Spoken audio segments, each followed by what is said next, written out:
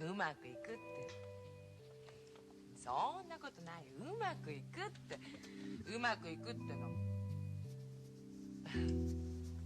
うまくいってんじゃん。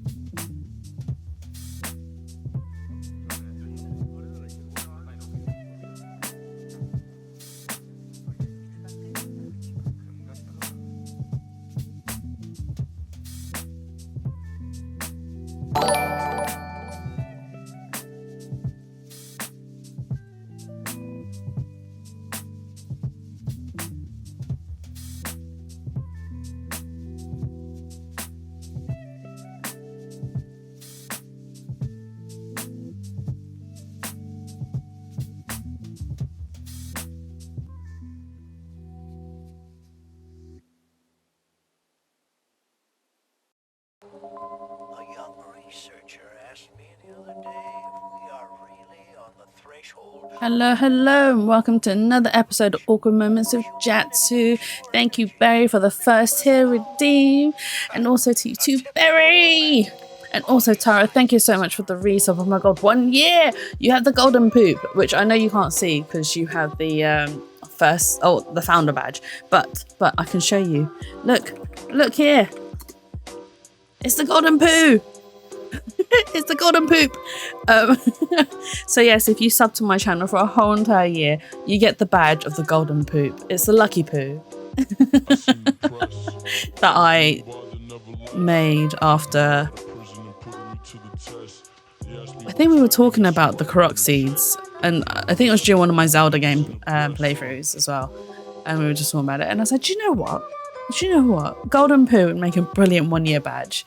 So that's what you get for 1 year's worth of subbing. But thank you so much for return sub. I very, very much appreciate it. And just before Christmas too. Oh my God. Look at that. So much festivities. Also, I forgot to say, so today is going to be the last stream of the year. I forgot to mention, because technically speaking, I was planning to do one on the 26th, which is Tuesday. But then I decided against it in the end because I was like, geez, you know what? I really want to just rest. So I'm going to not stream next week Tuesday, and then next Saturday I'm also busy as well. Instead of rushing around, I'm just gonna not bother with a stream. Mostly because I'm going to go see a theatre show and I'm excited. It is going to be an amazing theatre show. I'm going with my sisters and my friends. You know, it'll be so much fun. So yeah, instead of me trying to rush around and fit in the stream, etc., I will just make today's the last one. Hello, Volt. Thank you for stopping by. How are you? How was your birthday? And I saw you posted the clip of you playing the thingy. I know the name. I haven't forgotten the name. I haven't watched it yet. I will watch it after stream. If you guys... The Concertina, that's the one. If you guys would like to check out Volt's clip on him playing the Concertina, please come join our Discord group. It is a lot of fun. We do a lot of pet picks as well as film nights, which is run by the brilliant Singy. I was running it and then I just didn't have enough time.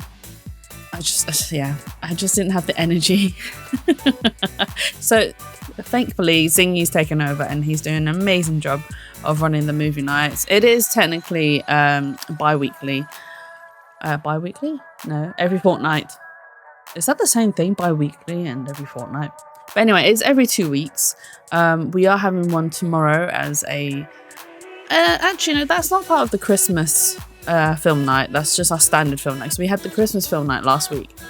But tomorrow's film night is just a standard film night. Come join us. We are watching, I believe it was Ginger Snaps tomorrow.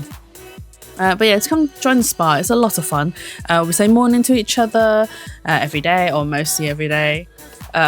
We share our woes of the day as well, like when we're sick, or if we have food. I have food to share later on in the food channel because I am going to be eating my weight in everything, literally, over the Christmas period. Always do, never fail to do so.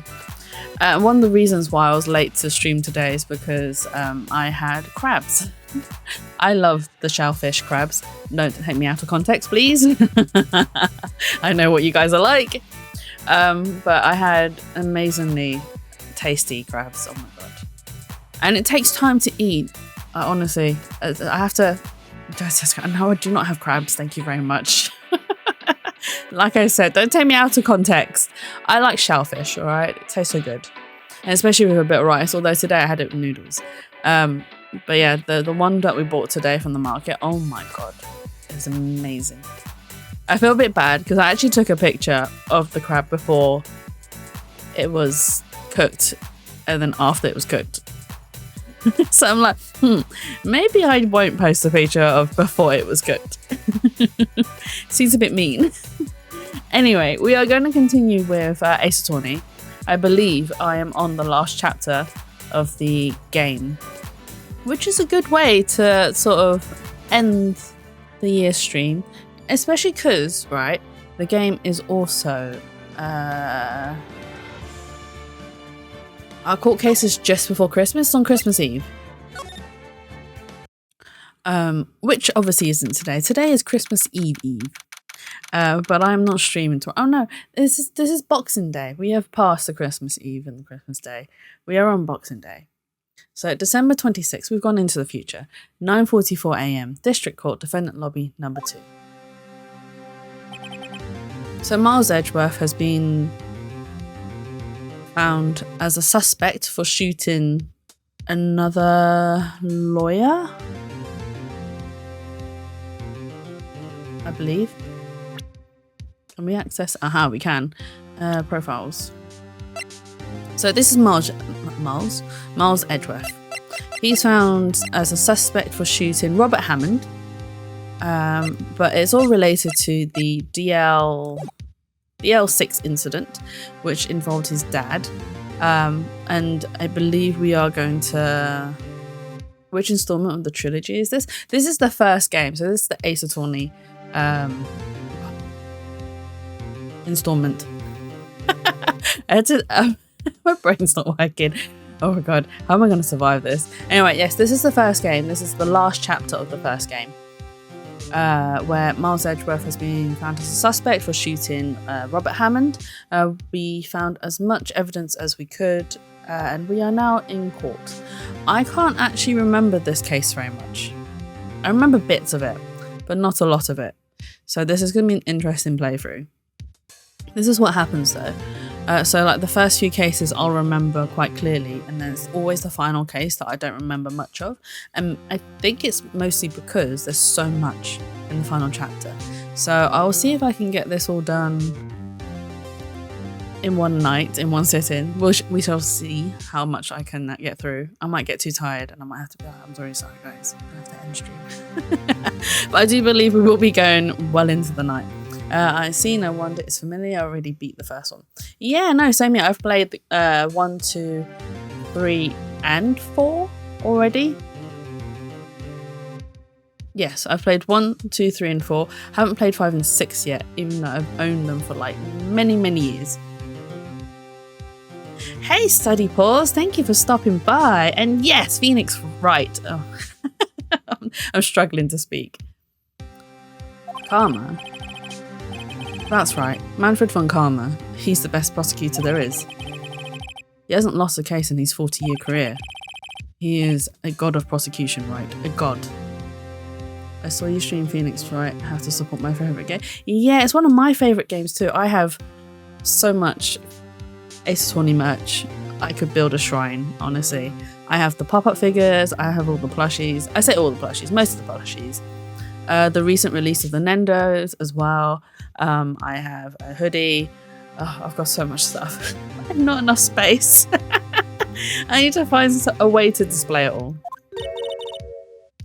Not a single case. He'll do anything to get a guilty verdict. Anything. Sounds like someone else I know, Edgeworth. No one sells their merch here? No, unfortunately not. I have to actually buy it from Japanese sites or proxies online just to bring it all over here to the UK. But at least I can say I've played all the games. Yeah, I haven't played 5 and 6 yet. I'm waiting. So I own them on the DS, so I can technically play them. However, because of the remastering and the release of it on the Switch, I'm going to play them on stream. So hopefully it'll arrive probably towards the end of January. We probably won't get through all 3 games by then. So hopefully by the time we do, and then I can play it all, and I can do my first playthrough with stream, with chat, and then we can all enjoy it all together.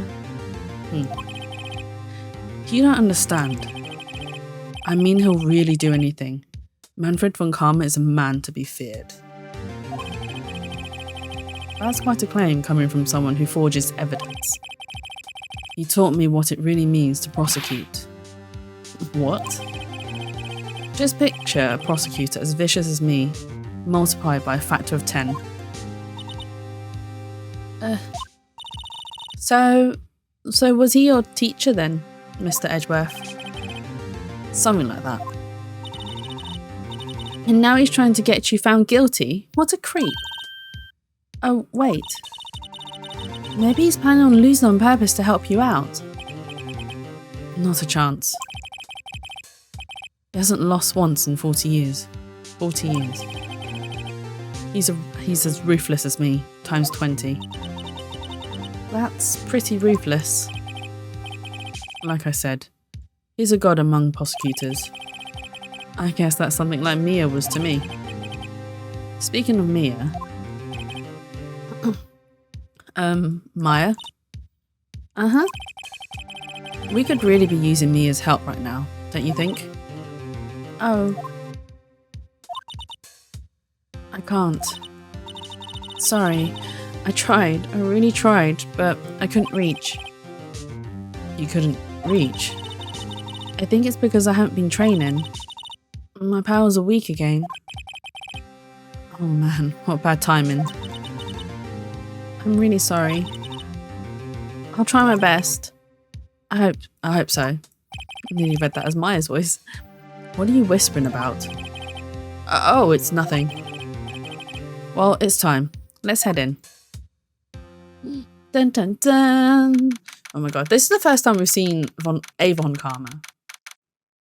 Especially Manfred. To be honest, I thought we'd meet hello Shroomish, thank you so much for the typo of my name. Hello. And how's game? Game is good. We only just started. So we're starting. I've gathered the evidence already. So we're just doing the first court round. And yeah, I always thought we met Francesca first. I didn't think we'd meet Manfred first. But maybe that's just my memory playing tricks on me. Court is now in session for the trial of Mr. Miles Edgeworth. The defense is ready, Your Honor. Mr. Von Karma, is the prosecution ready? Oh. You seriously think that I would stand here were I not completely prepared? Right, my apologies. He's even got the judge scared. Very well, your opening statement, please. Decisive evidence. A decisive witness. What else could possibly be required? Can't take anyone seriously whose name is Manfred. Francesca comes to get revenge for her dad, I think. Oh, later on in the second game. I just think it's funny how she takes a whip into court, Jesus Christ. She's like whipping everyone. It's like Francesca, you can't whip everyone just because they don't agree with you. You can't use violence. What else could possibly be required? Nothing, of course. That should be fine. The prosecution may call its first witness. What's with this guy?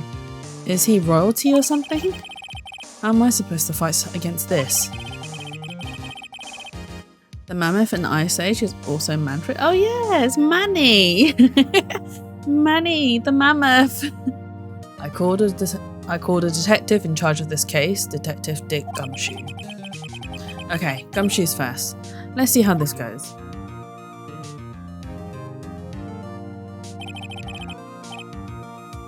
To be honest, I love Sid. He's so funny and so stupid, but so lovable at the same time. Describe the incident now. Yes, sir. Detective Gumshoe looks nervous. Please take a look at the map. The murder happened late Christmas Eve around midnight. There was one boat in the middle of the lake. There were 2 men on the boat. Now, there happened to be a woman camping here on the edge of the lake.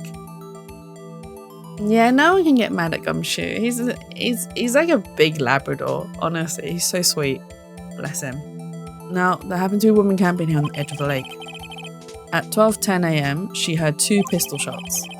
Then the boat started to move. It went towards the boat rental shop.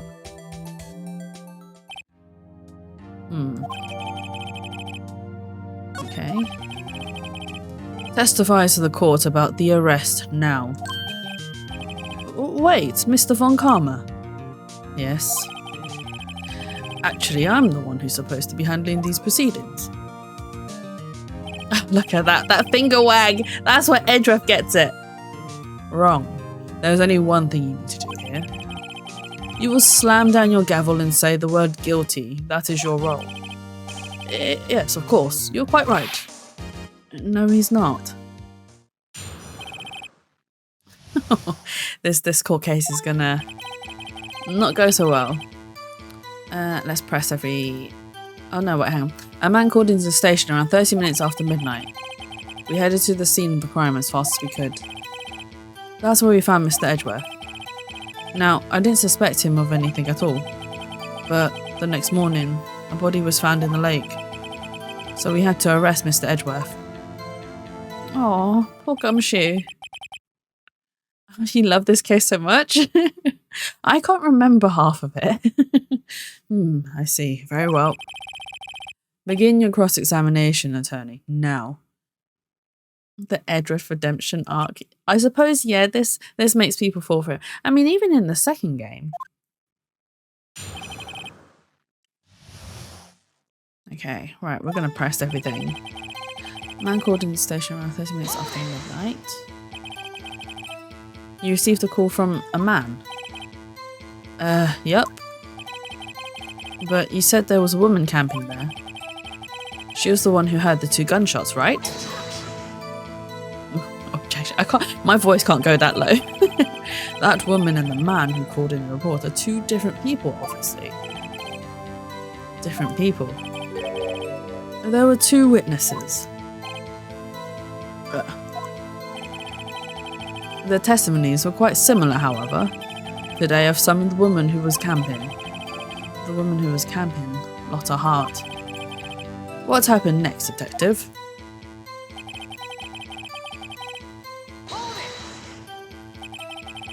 How long was it between receiving the report and your arrival at the lake?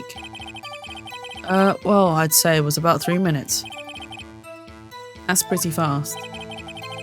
Our motto for the month is, get there quick. Why is he objecting to everything? Detective, you will refrain from casually revealing department secrets. Yes, sir. Sorry, sir.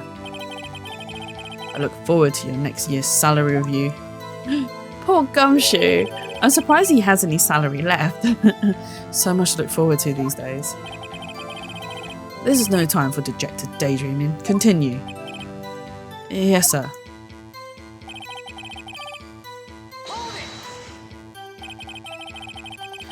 What was Mr. Edgeworth like when you saw him then? Well, from what I saw, he looked pretty relaxed. Not like a murderer at all, really. Detective, the court requires the facts, not your opinions. How many years have you been on the force? Facts only, detective. Hard, cold, objective facts. Yes, sir. Man, he's got his share of objections. He's going to get told off for his opinion again, isn't he? Why do you think he was suspicious? Hey, Twirly, thank you for the 3rd tier redemption. You should know. You made it. Yes, you made it. We have a deep trust and relationship with the prosecutors. Objection. Detective, the court isn't interested in your musings. Deep, trusting, poppycock. I've never heard so many flippant comments from an active detective on the force. Oh, poor Gumshoe. Detective Gumshoe doesn't look so good. Continue, now.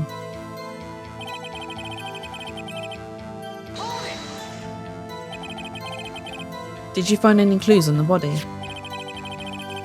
A single bullet was recovered from the body.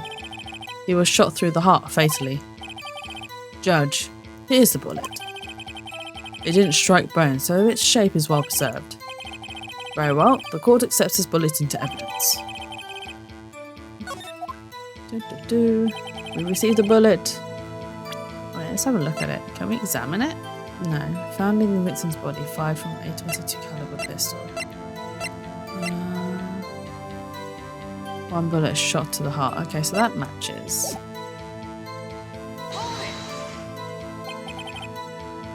Why is that?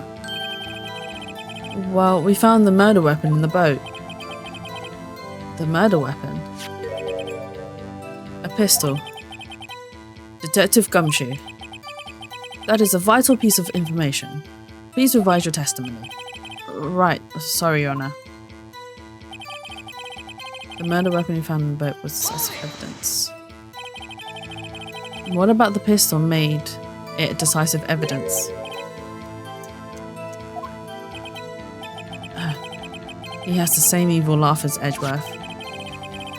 There were fingerprints on the pistol found in the boat. There were clear prints from Mr. Edgeworth's right hand. What? Oh, that was damning evidence. Order, order! So, Mr. Edgeworth's fingerprints were found on the murder weapon? Yes, Your Honour. Judge, this is the weapon in question. Accepted into evidence. Fired 3 times. Members of the court, we now have the pistol used in the murder and the bullet found in the body. Detective. Yes, sir. Was the bullet found in the body fired from this pistol? Yes. The ballistic markings on the bullet matched the pistol. Hey, Nick. What does he mean, ballistic markings? Shocking. So imagine someone here does not know something as basic as ballistic markings. Nick, he's glaring at me. Very well, I'll explain.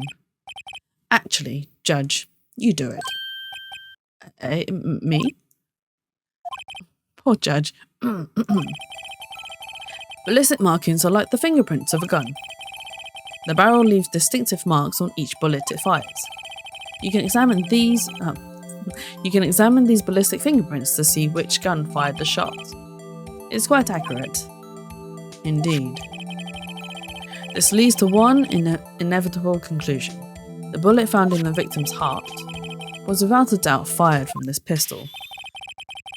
This pistol which, as you may recall, was covered with the defendant's own fingerprints.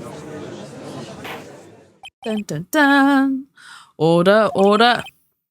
This is bad. This makes it look like Edgeworth did it. Well, Judge, I'd say it's almost decisive, yes. Honestly, I could declare a verdict at this point. However, you wish to hear the witness speak, no doubt. Very well. I'm somewhat fatigued, and so I will take a brief break. I'll call my witness after the recess, which will last 10 minutes. Judge? Yes. What are you doing? A 10-minute recess, now? But wait, Just bang your flimsy gavel and get on with it, man. Oh, he's so demanding. The poor judge. This court will take a 10-minute recess. Who's running this court anyway? The poor judge. Oh my god. Oh, give me 2 seconds.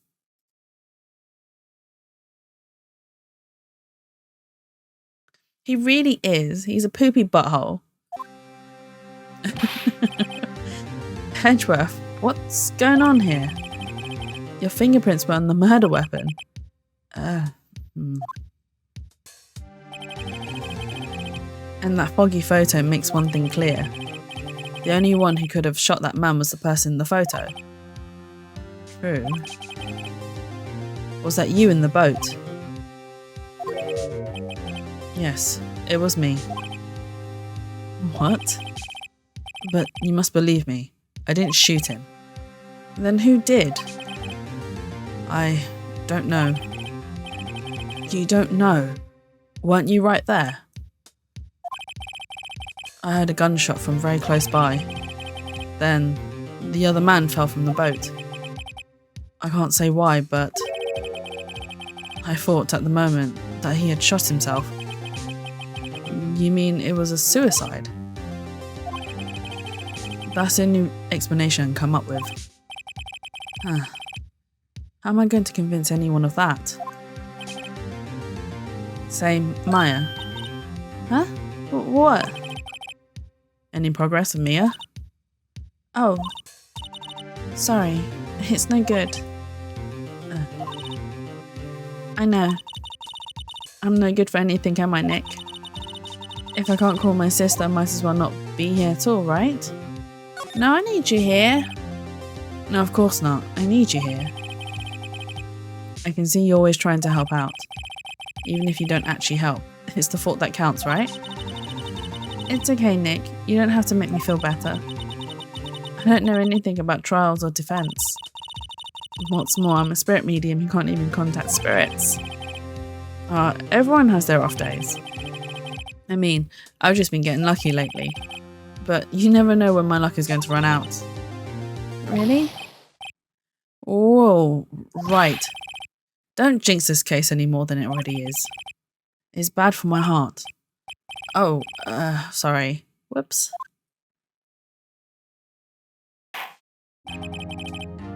Court is back in session. Mr. Von Karma, call your witness. Yes. Will Miss Lotta Hart take the stand? So last time when I read the Lotta Hart, I actually tried to give her an accent, but I've decided not to, because I can't do accents. And the accent I was given her was supposed to be Midlands, and it ended up being Irish, and I'm not doing accents.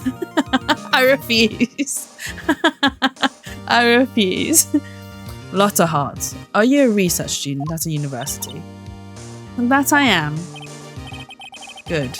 Begin by telling us what you saw the night of the incident. And don't add anything trivial or subjective. Understand? You'll need to learn some manners.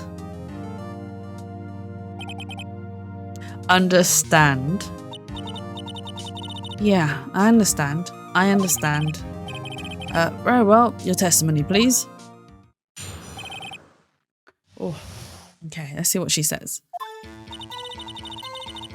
It was Christmas Eve, just after midnight, I reckon. I was in my car. I heard this bang come up from the lake. When I looked out the window, I saw two gents in the boat. Then there was another bang. There wasn't nary a thing on the lake but that boat.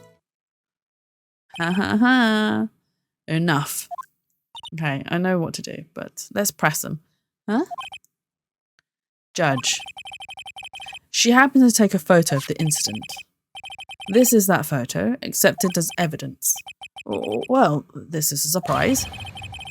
This looks like the very moment of the murder. That's why it's damning evidence, Judge. Order. I will remove people from this courtroom if I do not have order immediately. As the witness testified, she looked at the lake when she heard the shot. There were no other boats on that lake. So, the man in the boat with the victim must have been the one who shot him. Yes, it was the defendant, Miles Edgeworth. Order, order. I will have order. The amount of times the judge says order. And I'm just like, order, order. Well, Judge, the evidence is decisive. I have very little doubt about this case. Very well, this court finds the defendant. Wait, Your Honour. I haven't cross-examined the witness yet. Cross-examination. We have photographic proof. What questions can there possibly be? This photo is worth 1,000 words, and they're all read guilty. Oh, and he read that as they all read guilty, not read guilty. You lose. Or, do you claim to have found a contradiction in her testimony? Very well. If you have to, you may cross-examine the witness. You will only flounder and ask meaningless questions. Why did I try to say mistakes? You will fail to find anything. And then I'll have you held in contempt of court. Nick? Contempt? Contempt of court, you know. I guess I understand. Well, what are you going to do? Do you really think there was a contradiction in the facts in her testimony? I think there was. I think I noticed one little thing. Wow, I'm impressed, Nick. I didn't notice anything. Right, let's take him on. Yeah, I got a bad feeling about this. I understand. I will cross-examine the witness. Very well. I pray for your sake this isn't a waste of time.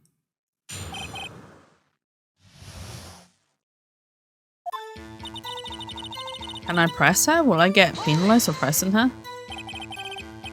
Just after midnight, you say? In other words, it was no longer Christmas Eve, but Christmas Day. Huh? Yeah, well, yes. I know you want to find contradictions, but really. I hope your next contradiction is a little more relevant to the trial. Witness, continue your testimony. She was in her car. Why were you camping there anyway? I'm a research student at my university. I was taking pictures to use in my research. What research? This all sounds suspicious. Press further. Miss Hart, could you be more specific about your research? What does the witness's motive in camping by the lake have to do with this case? The answer is nothing. I object to this line of questioning. Objection sustained. He just sustained the objection himself. No, that's the judge's job. Lay off, Manfred. Wait now, I'm the one who says that. Well then, say it already. Objection sustained. Thanks for nothing, Your Honour.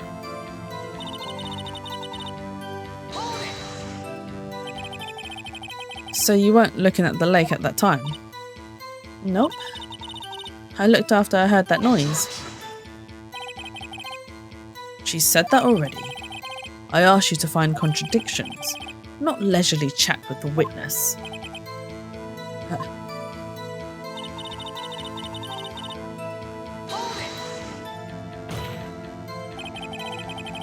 Could you clearly see the two men? Just look at the picture. Clear enough for you? Uh-oh. Let's press further. Wait a second. I wasn't asking you about the photo. I was asking if you saw the two men. Yeah, well, of course. The witness has testified that she saw them. There's also a photo. You'd best look elsewhere for your precious contradictions. He jumped in quick. He's hiding something.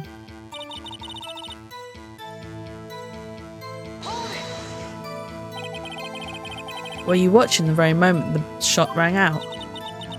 Well, yeah, sure. You're asking meaningless questions. Meaningless. Contradictions, Mr. Wright. Not nothingless. Not meaningless babble. Von Karma, I think I hate you. He's trying to keep me from talking to the witness. To what end?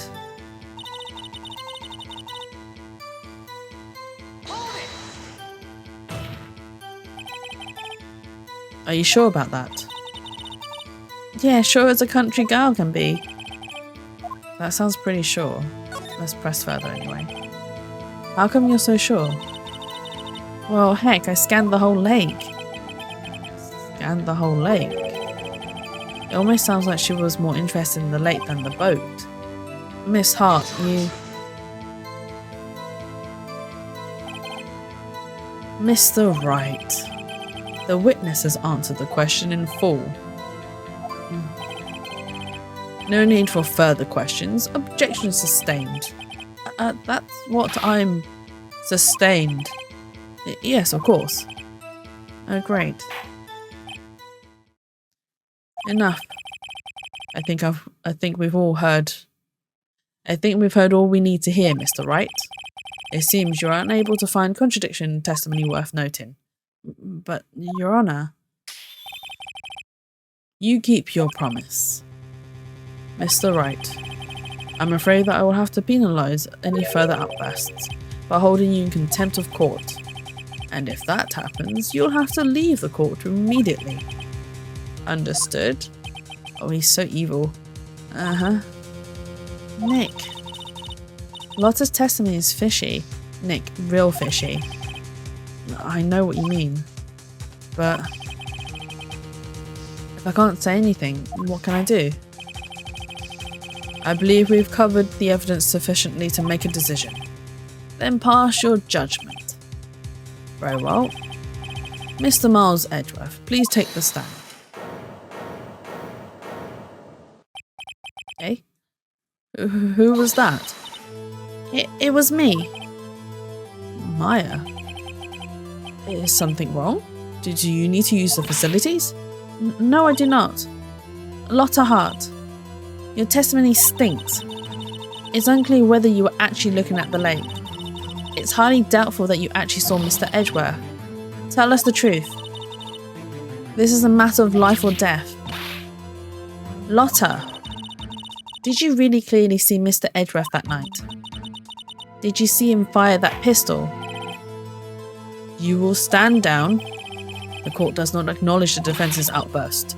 Answer me, Lotta. What's the big idea treating me like some kind of criminal? I saw him, I swear it. I saw Edgeworth. Enough. Judge. Declare the defense in contempt of court. Yes, of course. I'm sorry, but you were warned. Guard, escort Mr. Wright out of the courtroom. He is in contempt of court and must leave. No. No. Dun dun dun. Wait. I was the one who made the outburst, Your Honor. Nick is innocent. Huh. What's the difference? All that remains is for the guilty verdict to be declared. Isn't that right, Mr. Phoenix Wright? Wrong. Wrong. What? Did you hear what Miss Hart just said? She said she clearly saw Mr. Edgeworth. That was not in the testimony. That changes her testimony and I have a right to cross-examine her again. Ha ha ha, we got lucky. Order, order, order. Oh, I'm not saying all those orders. You're in contempt of court. It's too late for wild claims. Judge, sustain my objection. Is he gonna finally take our side? I'm sorry, Mr. Funkheimer, but I cannot. What? Miss Lotta Hart has made a new testimony. The defense does have a right to cross-examine her again. But he is in contempt of court. No, I am. If you're going to arrest someone, arrest me. Very well. Maya Fey, you will leave the courtroom immediately. Nick, I did what I could. You have to do the rest. Good luck. Maya. Aw, she took the fall for us. I care not for melodrama. Listen well, Mr. Wright. Yeah, she's amazing. She's amazing. Oh, but in the next game, is it the second game? Oh my god, it's so sad. So sad. Oh, I have to prepare myself. It's so sad. Listen well, Mr. Wright. I do not tolerate badgering of my witnesses. I'm running out of time. I better find a contradiction in here or else. Mr. Wright, begin your cross-examination. Come on, Lotta. Give me something.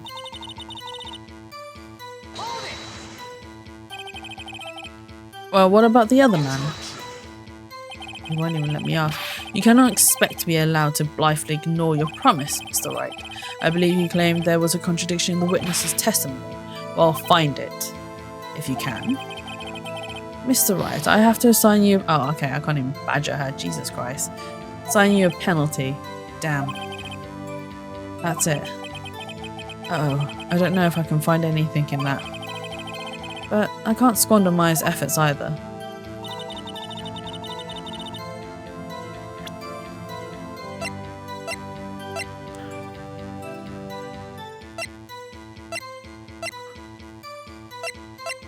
Well, to be honest, this is the photo. I might as well just show the photo because it's foggy. You can't really see it. Got you. Got you, Miss Hart. Finally. What? You got what? Look at this photograph. The photo I took. The very same. There's something I want you to see in this photo. It's quite clearly visible. The fog, Miss Hart. So? This picture was taken with professional high-quality film, correct? Yet even it could not capture the faces of the men on the boat. Yet you claim you saw Mr. Edgeworth. How? What? Ha ha! We got you. Although she's not the main suspect, so she's not really the one we want to break. We just need to prove that her witness testimony is rubbish. Mr. Wright has a point. That's why I told her not to say that in her testimony, please. Yet now she has said it, Mr. Von Karma. How could you possibly see Mr. Edgeworth? Explain yourself. Miss Hart? What? Could you see the defendant that night? Of course. I said I could and I meant I could. Then please testify as to the circumstances of your sighting. I did it. I finally found a hole in Von Karma's carefully vague testimony. We're going to see through all the lies. You're right, it was a cold night and the fog was thick as grits. So once I was finished setting up my camera, I got back in the car. Still, I brought my binoculars with me. When I heard that noise out in the lake, I looked for my binoculars. See? No problem. Still problem.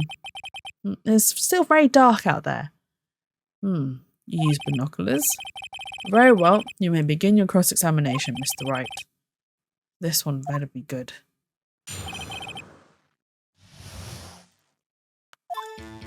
Right, can I press her? Without being penalised. So, how could you see Mr. Edgeworth?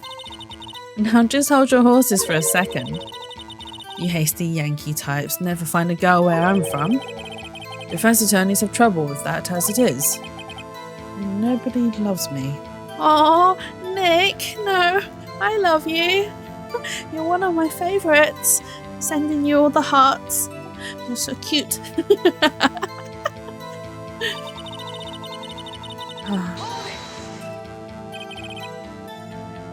Your camera? Yeah, it's got an automatic... This issue we are concerned with here is Miss Hart seeing Mr. Edgeworth. The camera has nothing to do with this at all. Objection sustained. He's not letting her answer any of my questions. Okay. Binoculars? Yeah, binoculars. Yesterday you mentioned that you were out looking for shooting stars, correct? Well, yeah. Wouldn't you need a telescope, not binoculars for that? I've got doubts about your camera too. Was that really to take pictures of meteor showers? The camera is irrelevant to this case.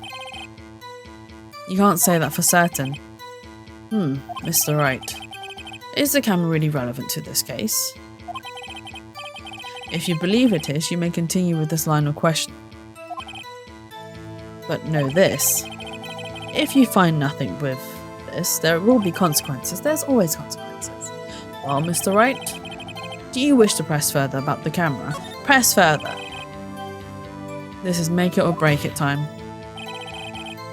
The camera is of utmost importance, Your Honour.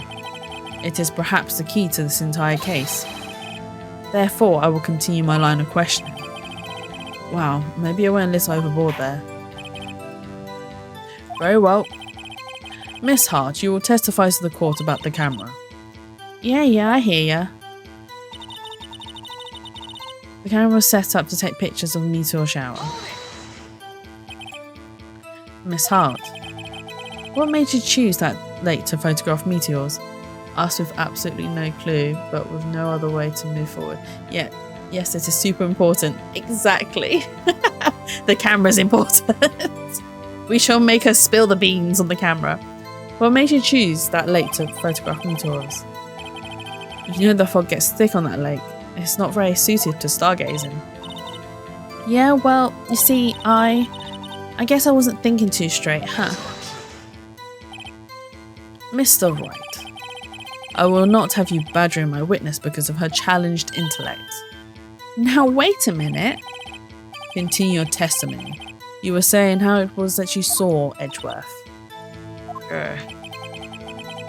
No unnecessary comments, please.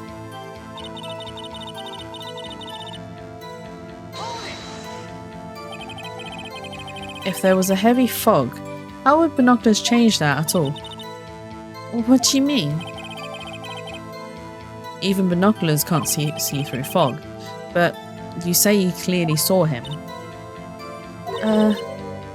I did, yeah. Enough.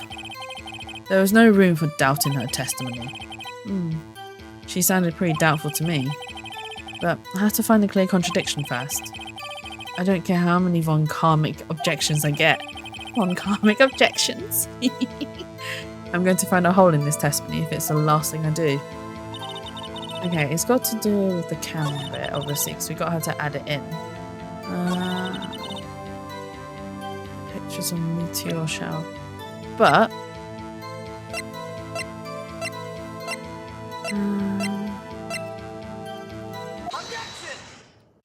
it has a microphone to detect loud noises, and meteor showers don't have loud noises. Unless it's to detect the whoosh whoosh whoosh whoosh coming from the stars as they're falling. I'm so sorry, I'll stop being silly. You were photographing shooting stars. That's a lie. Says who? I saw the camera you set up yesterday. It was pointed directly at the lake. You have to point the camera upwards to take photos of the stars, Miss Hart. Oof. I love the music. Mr. Wright, what are you driving at? The witness was not at the lake to photograph shooting stars, Your Honour. Well then, what exactly was she photographing? Show evidence. Your Honour, take a look at this. What was Miss Hart trying to photograph at the lake? She was trying to photograph Gordy! Miss Hart. This is what you were trying to photograph. What's this? A newspaper article? Gordy? Ah, the sighting at Gord Lake. Well, Miss Hart? I never heard of no lake monster. You got proof or something? Let's see you prove that I was down at the lake trying to photograph this Gordy. Wait, do we have proof? I mean, her camera is proof enough. And it says it makes loud noises as well, but not on the article. Have proof? I'll just use the camera again. I have it. Proof. Intriguing. Very well, let's see it, and no joking around this time, please. What is proof that the witness was trying to photograph Gordy the lake monster? The proof, Miss Hart, is your own camera. Your camera was set to take photos in response to loud noises, correct? Thus this photograph here, taken when a gun fired on the lake. And here, this article about Gordy. According to this article, Gordy made a loud noise when it emerged. Well, you were trying to photograph Gordy, weren't you? That's why you had set your camera to respond to loud noises. Dun dun dun! Order, order! I see. I too thought it was a little strange. Yeah, sure. Well, Miss Hart? You were camping there to try and take a photo of Gordy, weren't you? Yeah. Not bad. Are all you lawyers that smart? So, smart boy, I was down there trying to photograph Gordy. You got me. So what? Huh? Yes, Phoenix, so what? She still managed to capture the moment. That won't change what I saw, does it? Exactly. What you just used several precious minutes of our time to prove is nothing more than that. The witness is an idiot who thinks monsters exist. Hey! But as she so... succinctly? Oh my god. What is that word? What is that word? How do you even pronounce it? Where is it? Where are you?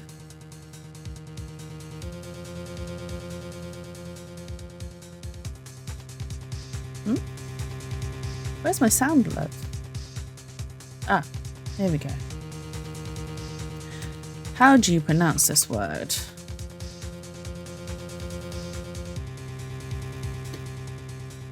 Succinctly. Succinctly? Oh wow, okay. As she so succinctly said, so what? It changes nothing. Yes, this is what I use text-to-speech for. To teach me how to say words. Not true.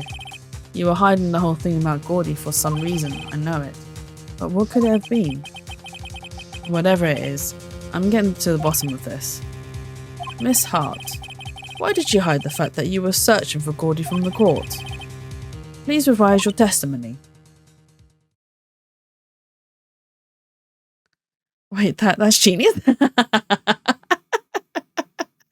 There are a lot of words in this game that I cannot pronounce. So the best way, in my opinion, is to get text-to-speech to teach me how to say these words. It's a clever idea, right? Right, fine. I'll testify. It won't change nothing though. Something will change. It has to. And I'm going to spot it. Come on, Lotta. Actually, I'm not a research student at university. I'm an investigative photographer. Imagine what a scoop it'd be if I got a picture of that monster. That's why I was camping out by the lake. But that's all I was hiding. When I heard the bang, I looked right straight out at the lake. There wasn't much else to look at, so I just watched that boat the whole time. Then I saw a flash near one of the men's hands, and I heard another gunshot. I was looking right at that boat the whole time, crossed my heart and hoped to fry. Well, Mr. Wright, you may cross-examine the witness. Why are you objecting to this? The witness's testimony is unchanged from before. Whether she's a research student or a photographer who has no bearing on this case. Photographer has no bearing on this case. There's no need to waste more of our time with another pointless cross-examination. I claim the defense's right to cross-examine the witness, Your Honor. Wacom is up to something, I know it. He doesn't want me to cross-examine her because why? Was there a contradiction? Yes, there was. There were 3 shots fired from the gun, and she only heard 2 bangs. Very well. You may begin the cross-examination. You seem sure of yourself. You must have something in mind. Huh. That would be a first. I mean, very funny. You understand that this is your last chance at a cross-examination, Mr. Wright. Your opponents know the contradiction before you did. Exactly. If there is no problem with the testimony this time, we will let the witness leave. I will announce my verdict at that time, Mr. Wright. Understood? Yes, Your Honor. We're gonna get this. We got this. Come on. We're gonna right hook and left hook Von Karma. I don't know boxing. I don't know why I use boxing terms. Right, let's press her. Then what manner of person are you? I'm not sure I'm highfalutin enough to be called a man of anything. Falutin?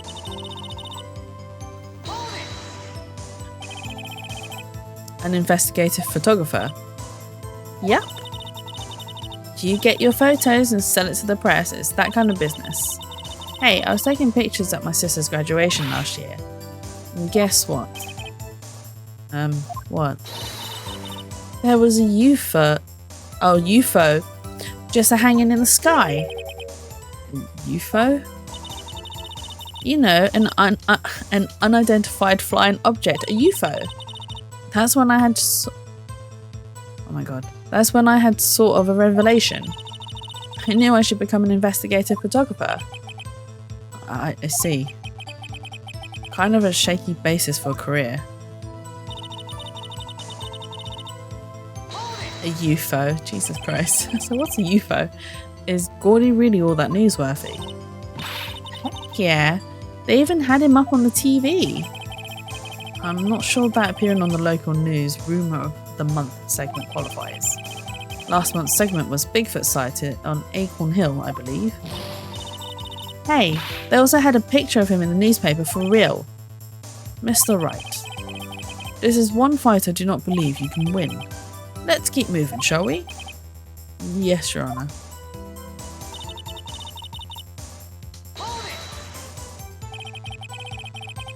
That's why you put the automatic sensor on your camera.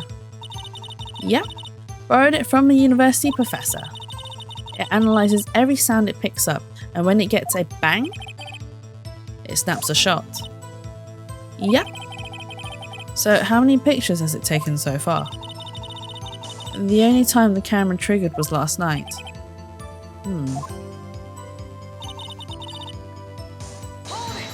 But then there should be 3 photos. I think it's time you told us why you felt you had to hide your true purpose at the lake. Heck, if word got out what I was up to, the lake'd be swarming with competitors. Competitors? Yeah, second-rate shatterbugs trying to steal my scoop. Ah.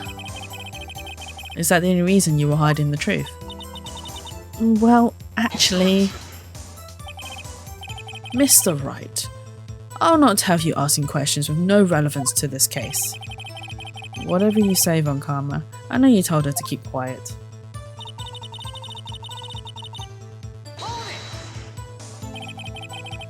Exactly what sort of sound was it? Well, I never heard one before, so I can't say for sure, but it sounded like a gunshot. It was a lot sharper a sound than I would have expected.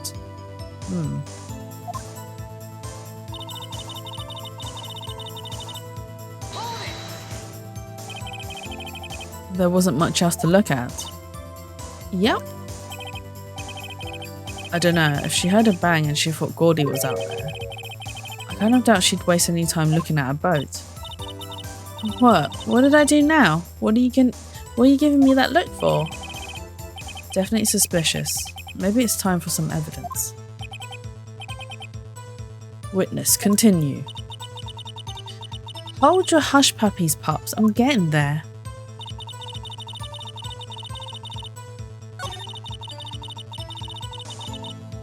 So I was just watching that the whole time.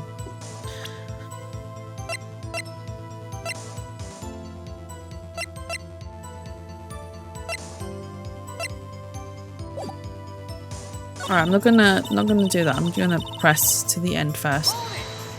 Because I do think I do need to... I mean, he mentioned presenting evidence, so definitely is evidence there. But I can't think of what evidence to present. Because she said there's not much else to look at on the lake. So I could present the news article. Okay, let me press her first and then we'll go back. Was there nothing on the lake but the boat at that time? Huh? Wait, so you're thinking maybe he was shot from some other place? I don't think so, nope. The lake was smooth as glass and nobody was on the shore neither. I better find some sort of contradiction in this testimony. I won't miss a beat from Karma any other way. There has to be something. Okay, so yeah, definitely that bit. Like...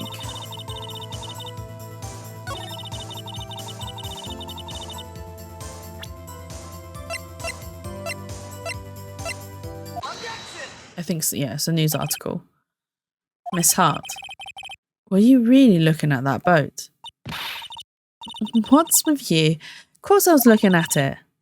It was the only thing out there. Any normal person would be looking at it. I agree, any normal person would. But you are far from normal. That's just mean, Phoenix. What? You want to step over here and say that? You were camping at the lake to take a picture of Gordy. Think about it. What would you do if you heard a loud noise? You'd be scanning the lake for any sign of Gordy, that's what. You wouldn't give the boat a second thought. Ha ha ha! Order, continue, Mr. Wright. You testified that you were watching the boat through binoculars. However, You wouldn't need binoculars to watch that boat. You needed them to search for Gordy, and that's what you were doing.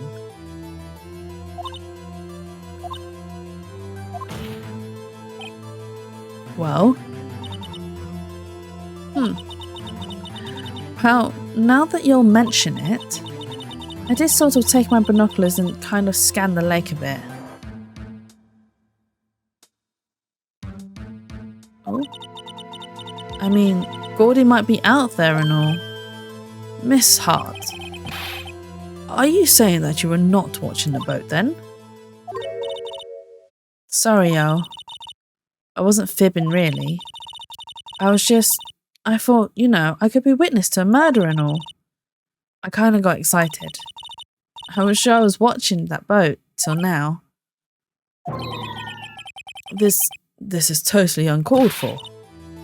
But hey, you got the photograph, you got proof. Still, we can't see who is shooting who in this. Right. That's why I took this photo and... Witness, that's enough. Oh, he is there. She has another photo. And he's not allowing her to show us the photo. Get lost, Karma. Let her show us the photo. You've got a long day. Shut your pie hole. Oh, you've had a long day. Shut your pie hole. Shut my what?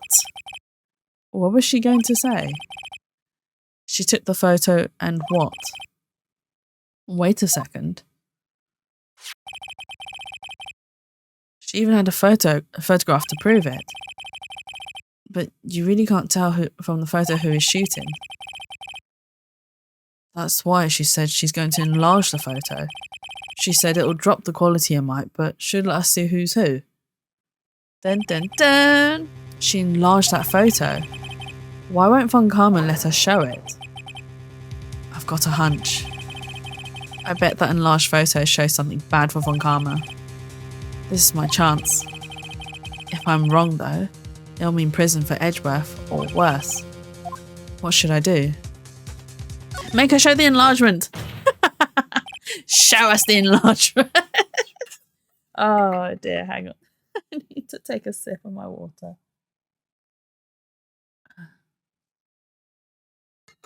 Ooh.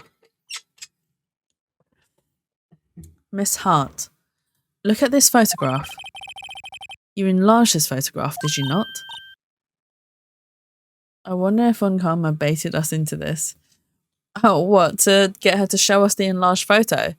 Possibly, actually, now that I think about it. It would be something that he would do. And then we'd be like, yeah, it's damning evidence against, or well, for Edgeworth, and then actually it's against Edgeworth. Yeah, I did. Why has that enlargement not been presented to the court? Because it does not exist. What you're thinking about, or talking about, you're the one who told me not to show it in court in the first place. You old fool. Hiding evidence. Dun, dun, dun. What's the meaning of this, Mr. Von Karma? Miss Hart. Show the photos to the court. Show us the enlargement. The prosecution objects to the submission of this evidence. Objection denied. The witness will show the enlargement to the court. Here it is. It's still no clearer. We still cannot see who is firing in this. It could be the defendant, or maybe it's not. Regardless, I'll accept this as evidence. Lake photo added. Happy now, Mr. Wright? There has to be something. You asked for the enlargement. You got the enlargement. And little good it has done any of us. That's why I requested she not show it. I suppose this means that the cross-examination is over, obviously. Wait, that photo's taken 2 days from today? Yeah! No, not 2 days from today. It was taken tomorrow. Because this all happened on Christmas Eve. And today's Christmas Eve. So the photo was taken. I don't know if you're thinking about in-game or right now. But yes, that photo was taken 2 days from today, as of the game. Because the court proceedings can only last for 3 days. I tried to explain something that that didn't quite work out. Oh dear. Right. Then I would like to close the cross-examination of Miss Lotta Hart, and none too soon. That was a flagrant waste of my time. Mr. Von Karma, do you have anything to add? I stated everything I needed to when this trial began. Decisive evidence. A decisive witness. What else could possibly be required? Nothing, of course. Then I believe it is time for me to declare my verdict. Wait, it's not supposed to go like this. There has to be a clue in this photo somewhere. This is bad, real bad. What should I do? I mean, right, so let me tell you. This enlargement, right? This person here that's shooting the gun is holding the gun in his left hand. I believe Miles Edgeworth is right-handed. So if he was going to shoot someone, he'd shoot them using his right hand. So no, I have no other evidence to show, so I'll object to the enlargement. Your Honor, there is something decidedly strange with this enlargement. What might that be? Mr. Wright, you will show the court what you mean. What about this photo is strange? Okay, here goes nothing. I'll show the judge what's strange about this photo. Here. Oh, where are you going? Where are you going? Here. I was like tapping A, so why is it not going? I need to tap X. Here, Your Honor. Where? Mr. Wright, I understand you're in a tight spot. However, oh, is that not right? You have nothing to gain by making baseless claims of faulty evidence. Oh. That wasn't the right thing. Your Honor, never mind that. My finger slipped. Please, let me show you again.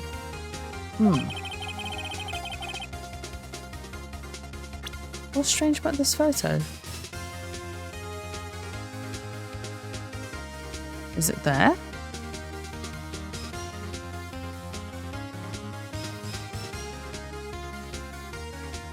It must be the flash, right? I'm gonna end up killing myself, aren't I? Here, Your Honor. Oh no, not there. Mr. Wright, I understand you're in a tight spot. Okay, so that's not... Right, before I make any more claims. Oh no! What have I done? Right, let's save first. Because I'm gonna end up dying. And then I have to do that whole entire section again. And let's not do that. Okay. Okay.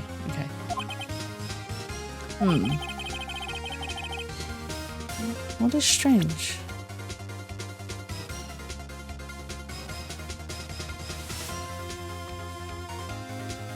If it's not the hand...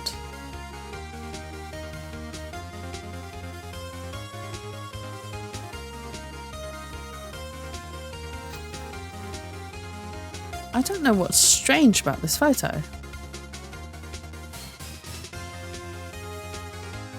Here, his chest.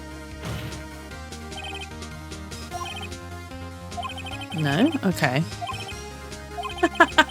I can't remember. Oh my god, I've got one more guess. I should have saved prior to this. Oh my god. Okay.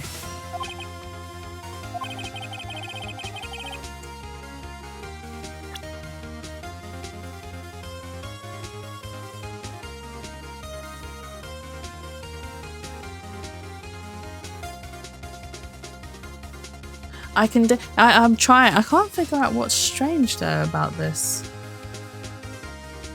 picture.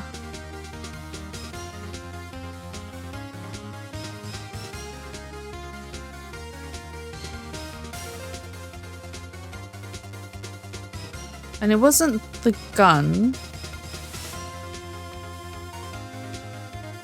It wasn't the hand.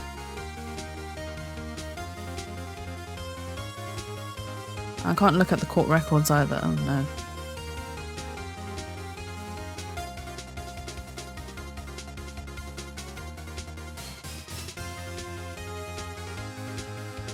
His head. The shooter. I'm not trying to understand what about the shooter is strange. Can you be more specific? Specific, right. I'll show the judge what's strange about this photo. Okay, right. So the shooter is something strange about the shooter.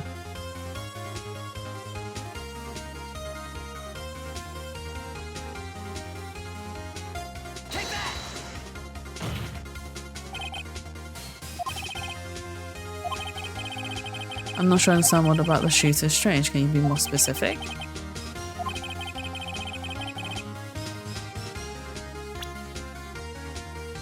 Eh?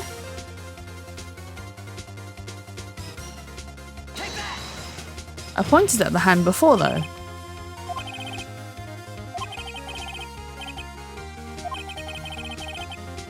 Look at the hand.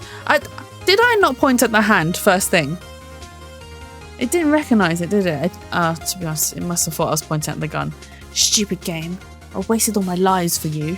I pointed at the hand. God damn it. I was right. It's about the left hand and right hand.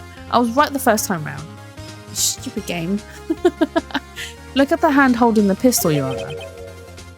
The hand? The hand directly contradicts another piece of evidence. This man's left hand does what? Let me show you. I'll show you the evidence that left hand contradicts.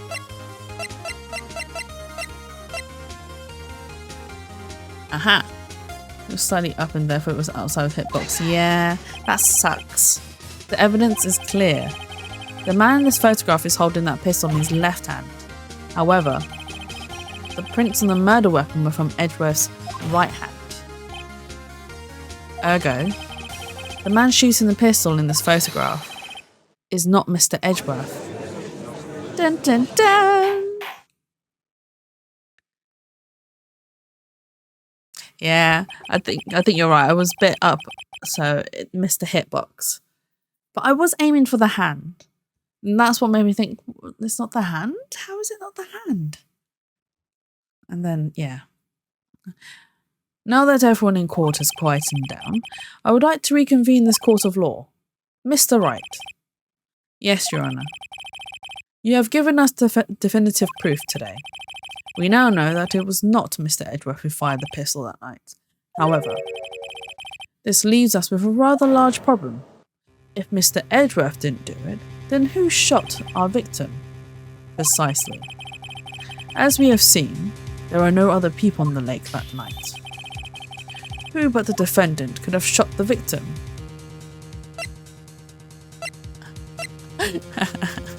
Miss Hart, the victim himself, Larry. The victim himself? There's only one explanation remaining. The man who shot the victim was none other than the victim himself. Dun dun dun! Order, order! So you're saying that the victim committed suicide? Yes, Your Honour. I can think of no other explanation. Indeed, that does seem to be the only remaining option. I'm so very, very sorry, Mr. Wright. But suicide is out of the question. What? An examination of the victim's wound reveals the distance at which he was shot. The distance? The victim was clearly shot from further than a metre away. Well, it can't have been Edgeworth then either. Exactly, that's 3 feet. Edgeworth was like right there. That's not a metre away. A metre? That's 3 feet. There is no way it could have been suicide.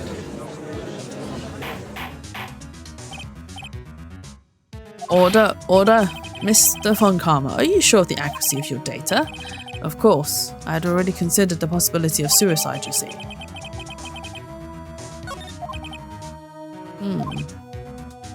I see. Very well, allow me to state my opinion. Considering the situation, the shooter had to be the defendant, Mr. Edgeworth. No, it is not. He was way closer than a meter. However, the prints on the gun revealed that the shooter was not Mr. Edgeworth. This is a conundrum. Therefore, I would like to suspend proceedings for this trial for the day. The court orders the defence and the prosecution to further investigate this matter. Understood?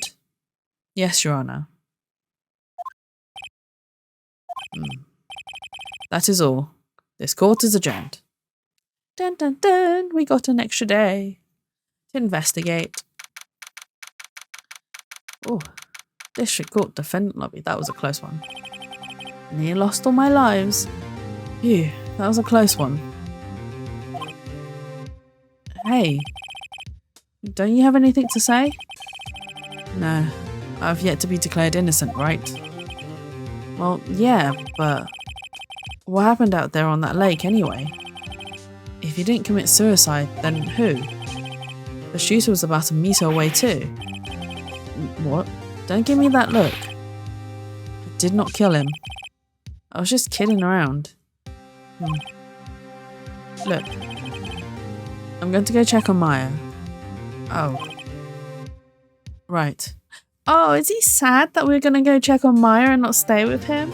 Oh, Miles, it's okay. We'll never leave you. Don't worry. Right. What? Tell her something for me. What? Come on. Tell her to watch what she says in court. That's all. Would it kill you to just state how you really feel with a thanks, Edgeworth? Oh, that was his way of saying thank you. I requisitioned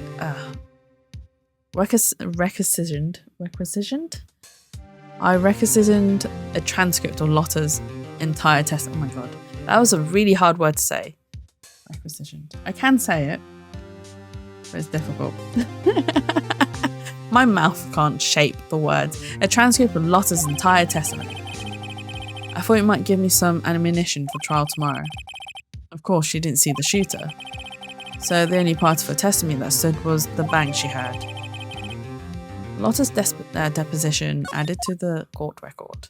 Oh my god. To be continued. We are going to continue. I'm going to take a sip of my tea first. Oof. Do we want to save? Of course we want to save. Oh, this one. Yes, overwrite. Oh, it's still really hot. Did we save? Oh, okay, cool. Ooh. Detention 26th. December 26th. Detention Center, visitors room. Maya. Hey, Nick, it's you. I'm glad Mr. Edgeworth made it through the day, okay? It's a relief. Hey. Why'd you do that anyway? I don't know. I just knew I had to do something. I know I'm not the lawyer my sister was. I'm sorry. Well, you did save the trial. Just behave from now on, okay? Okay. She's... I speak to her. Have you been questioned yet? No, not yet. Detective Gumshoe was here just now. He said, seeing as this is your first offence, we'll let you off after questioning. I'll let you go after questioning. You. Oh, and he wanted me to get bail money ready. You can pay for me, okay? Huh? How much? I don't know. I guess they'll send you a bill or something? Why do I picture giant bales of money every time I hear the word bail? Any luck with Mia? None. I can't get through to her at all. I tried. I really did. I don't know what to do. I think I probably shouldn't have stopped my training. She sounds like she really did do her best. I should check and see if there are any other waterfalls in the local area. I wonder if I'll ever see my sister again. Sorry, Maya. We are going to move. Not Grossbergs. Well, not much point going back to Wright & Co, so let's go to Broad Lake. We'll gather more evidence. We'll probably bump into Larry. There are fewer than there were yesterday, but the cops are still around in the park.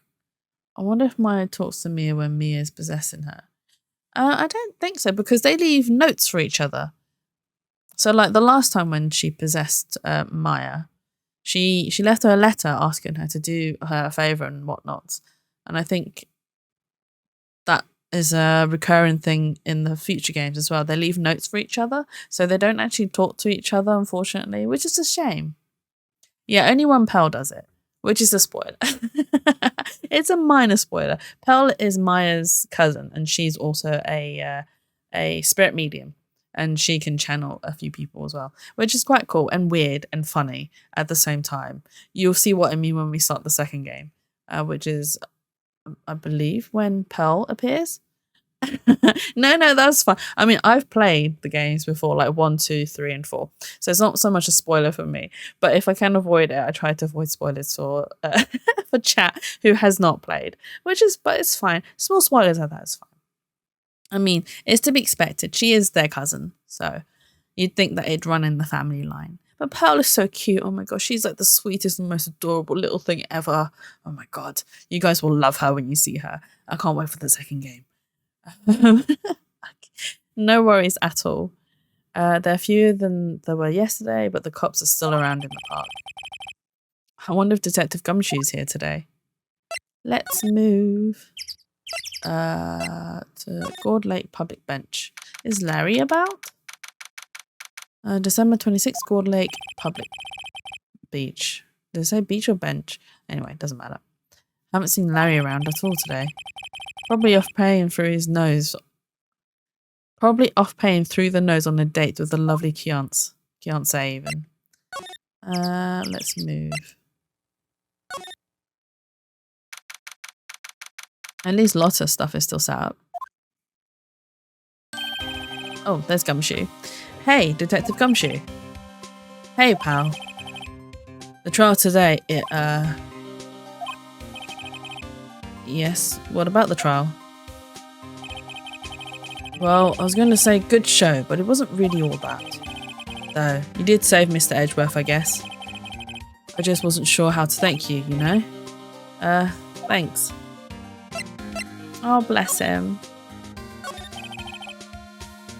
Oh, there's a little talking about Gumshoe. He gets a really sweet section in Miles Edgeworth Investigations. Is it just called Investigations? I think it is. Yeah, Miles Edgeworth spin-off. So he gets a really cute section in that game.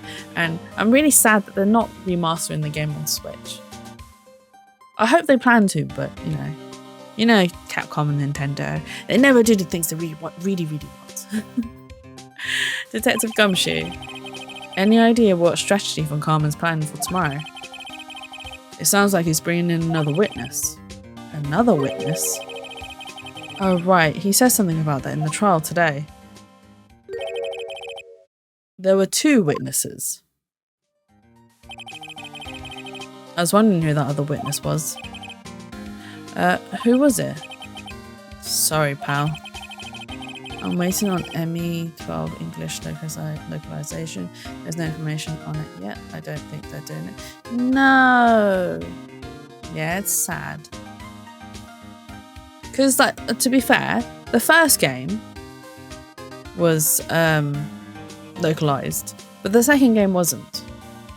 And yeah, I'm a bit sad about that. And the only reason why it wasn't localized because the first game didn't sell as well over in America or over in the EU. But it's such a good game. It is a really cute game. And you get to learn more about Miles and you get to learn more about Gumshoe, and they have really sweet moments and they're so cute. And then you meet a young Francesca as well, which is really cute as well. She's so competitive. Really? Yeah, only the first game. Yeah, it didn't get well, the second one didn't get localization. It really was a really good spin-off, and I really had fun with it. Honestly, I hope they do release it on Switch. I think it'll make for a good spin-off for the franchise. As much as I like to, I'm not at liberty to divulge that information. Right. Oh, right, I wanted to ask you something about Edgeworth. What's up? Is he afraid of earthquakes? I never heard anything about that before. Mr. Edgeworth doesn't talk about himself too much, you see. But there's one thing that's clear as day. Him hating crime the way he does, and him becoming a prosecutor, and him being scared of earthquakes, it all started with that incident. The DL6 incident. Yep, that's the one. 15 years ago, when he saw his father shot before his very eyes. He still feels the pain now. You can see it in his eyes. I wanted to talk to you about Maya Fey. Huh? She's not out on bail yet? That's strange. I told them to let her go as soon as they had the report written up. Man. I don't know what would have happened in the courtroom today if it weren't for her. Seeing her getting dragged out by the bailiff. I'll be honest with you, pal. I shed a tear or two. Oh, he shed a tear or two. He cried.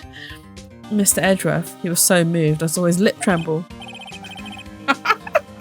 Oh, I wish we could see his lip trembling. Really? Cold Ice Edgeworth? He was really grateful for what she did, you know. I'm going to head back to the station. I'll get the report on Maya and get her out there as soon as I can. Thank you. Oh, wait. I was wondering, how much is bail going to be? Don't worry about that. Mr. Edgeworth is posting the whole amount. Oh, he's paying for it. What? Edgeworth? Didn't I tell you? He's grateful to her for what she did. Alright, pal. Well, don't forget to go pick her up, okay? It is really cute. He's very sweet. Yeah, he's such a Cinderella boy, though. He's such a Cinderella. He's like, I hate the world and everything. I only care about getting my guilty verdict. And then he's so sweet to people. Maybe I can get Edgeworth to pay this month's rent too. Big son. Yeah, big son. Okay. We'll go to the boathouse, actually. December 26th, boat rental shop. Looks like the boat rental shop is closed today too. Huh, okay. Well, seeing as there's not much around, let's go pick up Maya.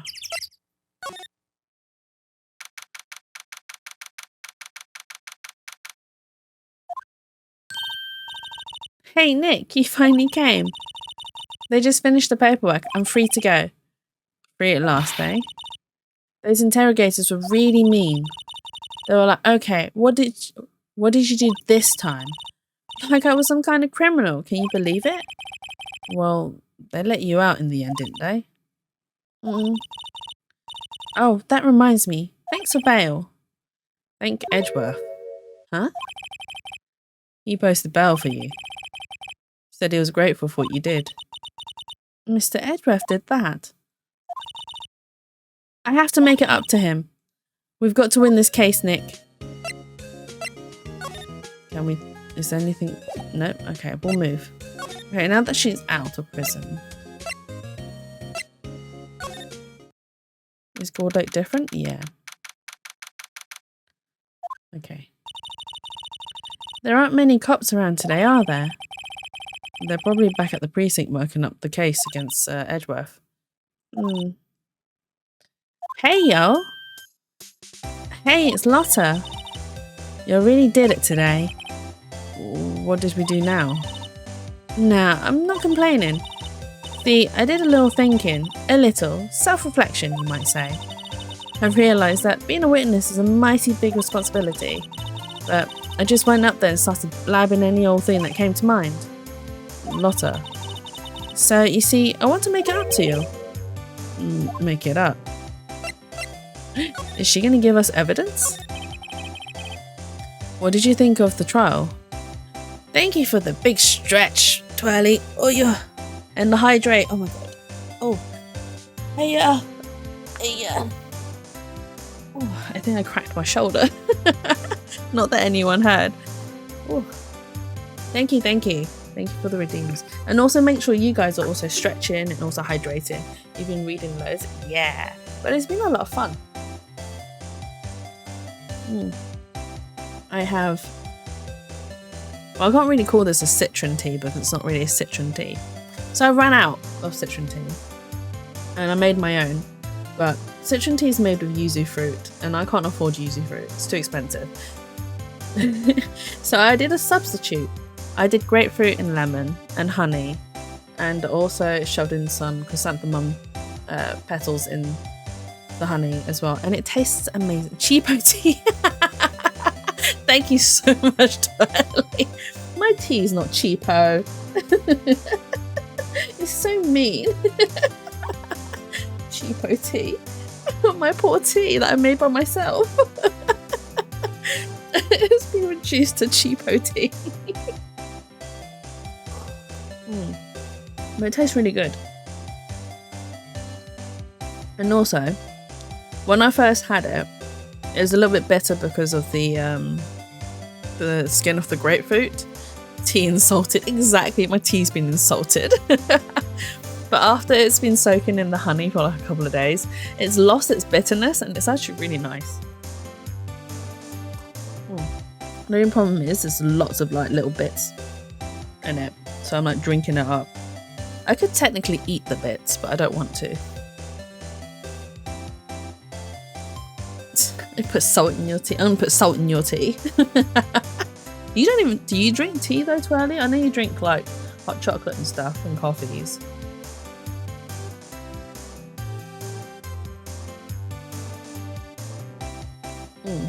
But yeah, make sure you stay hydrated. And only drink citron tea because I need to cut back my tea intake. Like normal tea intake. Because, right, I do this really stupid thing. I drink it just before I go to bed. And it's not very good for me because whilst I can still fall asleep, I always wake up after about 3-4 hours, and that then just gives me really disrupted sleep, and it's not great. I need my full... I say 8 hours, I'd never get 8 hours. I need my full 7 hours of uninterrupted sleep. That's my maximum. But thank you for the redeems. Okay. What did you think of the trial? To be honest, I was doing it half just to say I'd been a witness. Even though I didn't really see anything, I kind of convinced myself I had though. I'm sorry, I know it caused you a lot of trouble. Well, memory is a tricky thing, vague little thing. Yeah, I sure know that now. I'll be fine next time I witness a murder. Right. You mean the first time you witness a murder? What about Gordy? Right. Well, the way I figure, the trial's only stoking the flames of Gordy fever. I'll get my exclusive photos and rocket to stardom. Alright, Lotta. You go, gal. I wish I could be an investigative photographer too. Finish your spirit medium training first. Nick is so mean to Maya though. Lotta, what do you mean by making it up to us? Well, you see... Actually, I got a bit of information for you. What? That Von Karma didn't want me to say nothing about it. What information? Now we're getting to the heart of it. See, I reckon we might be able to do ourselves a little exchange. Exchange? I thought this was to make it up to us. Right. I proposed a little exchange to make it up to you. Oh, Lotta. What? Information don't come cheap, my friend. Hey. I see you thinking, Maya, how unsophisticated these southern folks are. It's written all over your face. Let me tell you. Oh, thank you, Lo. Thank you so much for the 131 cheered. X100. Thank you. Hello, I hope you're doing well. Thank you for stopping by and thank you so much for the 100 bits. You didn't have to, but thank you. You're too kind. I hope you've been doing well. Sorry, I'm like, what else? When people do stuff like this, I get really flustered. I'm just like, oh my god, you subbed. Oh my god, you resubbed. Oh my god, you gave me bits. Oh my god, you raided. All these little things always get me really flustered. And I'm like, what do I do? Let me tell you, most Southerners are way more sophisticated than you. You're good. I'm glad to hear that you've been doing well. Are you ready for Christmas? There's 2 more days left, or less than that. It's 1 more day. Tomorrow's Christmas Eve in less than 2 hours. And I'm dancing, not that you guys can see. I'm just the exception, okay? Well, what will it be? We gonna deal or not? What do we need to do, Nick? Deal. We don't have any other leads, so I don't think we have a choice here. Okay, how much? Huh? You completely off your rocker? I may not be sophisticated, but I'm not trying to rob the poor. Huh? The only fair exchange for information is information. Listen good. What I need from you is information about Gordy. Whoa. Gordy? But Gordy Gordy might not exist. Then bring me proof that shows he don't. Yeah, my family celebrates on Christmas Eve, so I'll be going to my grandparents' house. Ah, nice. Is it far to travel for you to go to your grandparents? Well, it must be like a good little gathering and everything. Actually, we celebrate Christmas Day on Christmas Day, but we don't celebrate it because we are religious or anything. We just celebrate it because it's just a society kind of thing. But in the past, we used to go to my cousins, and then we used to all wait for midnight and then all cheer and drink. Not that I drank, because I don't drink. I mostly had a Coke or a 7-Up. And then we'd watch a film, and then we'd open a present as well, just to be all for the festivities. But we don't do that so much these days, purely because of family arguments. And everyone just is, everyone's not friends with each other. I mean, I still say hi to my cousins and stuff, and we still hang out when we can, but it's a bit difficult. Since I moved out a little longer than an hour to get there, I'm on the other side of the city. Oh my god, sorry. An hour, it's still a bit to travel, but it's not too bad. And just spending an hour to go see your grandparents is a good deal. I mean, my grandparents, when they were around, they're not around anymore, unfortunately. I live in the UK, and they lived in Hong Kong. So to travel to them would be a plane ticket 13 hours away, which is a long travel just to see your grandparents. But yeah, I mean, when my grandparents were younger, they used to travel back and forth anyway, which was really nice because then I could see them and then we traveled to them, etc. But obviously as they got older, traveling became harder and a bit more difficult, so they didn't do it as much as they were getting on in their older ages. Oh, you're Chinese too? Yeah, I am. I am. It's not a fact that I tell everyone. It's not something that I go around saying, because I don't know. As and when, I suppose. It's not hidden, but it's not one that I go shouting about. But yeah, I am. So we used to travel back and forwards to see grandparents and whatnots. But yeah, as I got older, it wasn't so much, and it was more us going over. And then obviously I got older and had to work more and etc. I was wondering why your model wears a Chinese dress. It's not a dress, okay? It's not a dress. It's a top. There are trousers. There are trousers. You just can't see my legs. One day I'll draw a full model sheet just for you guys. But yeah, my model does take after quite a lot of traditional Chinese. Yes, but I noticed that. That is fair. Yeah, no, one day I'll draw a full model sheet and you'll see the whole entire thing. I do have one sketched out because actually, but prior to me upgrading this PNG, I was thinking of making a live 2D model. And I was really all gung-ho about it as well. And then I sketched it. And then, yeah, I am study pause. I am Chinese. No, that's absolutely fine. I am. I'm a British-born Chinese. I can speak quite a bit of it as well, but not very good. I have very poor pronunciations. Leg reveal when? I've done several. Well, actually, no, I haven't.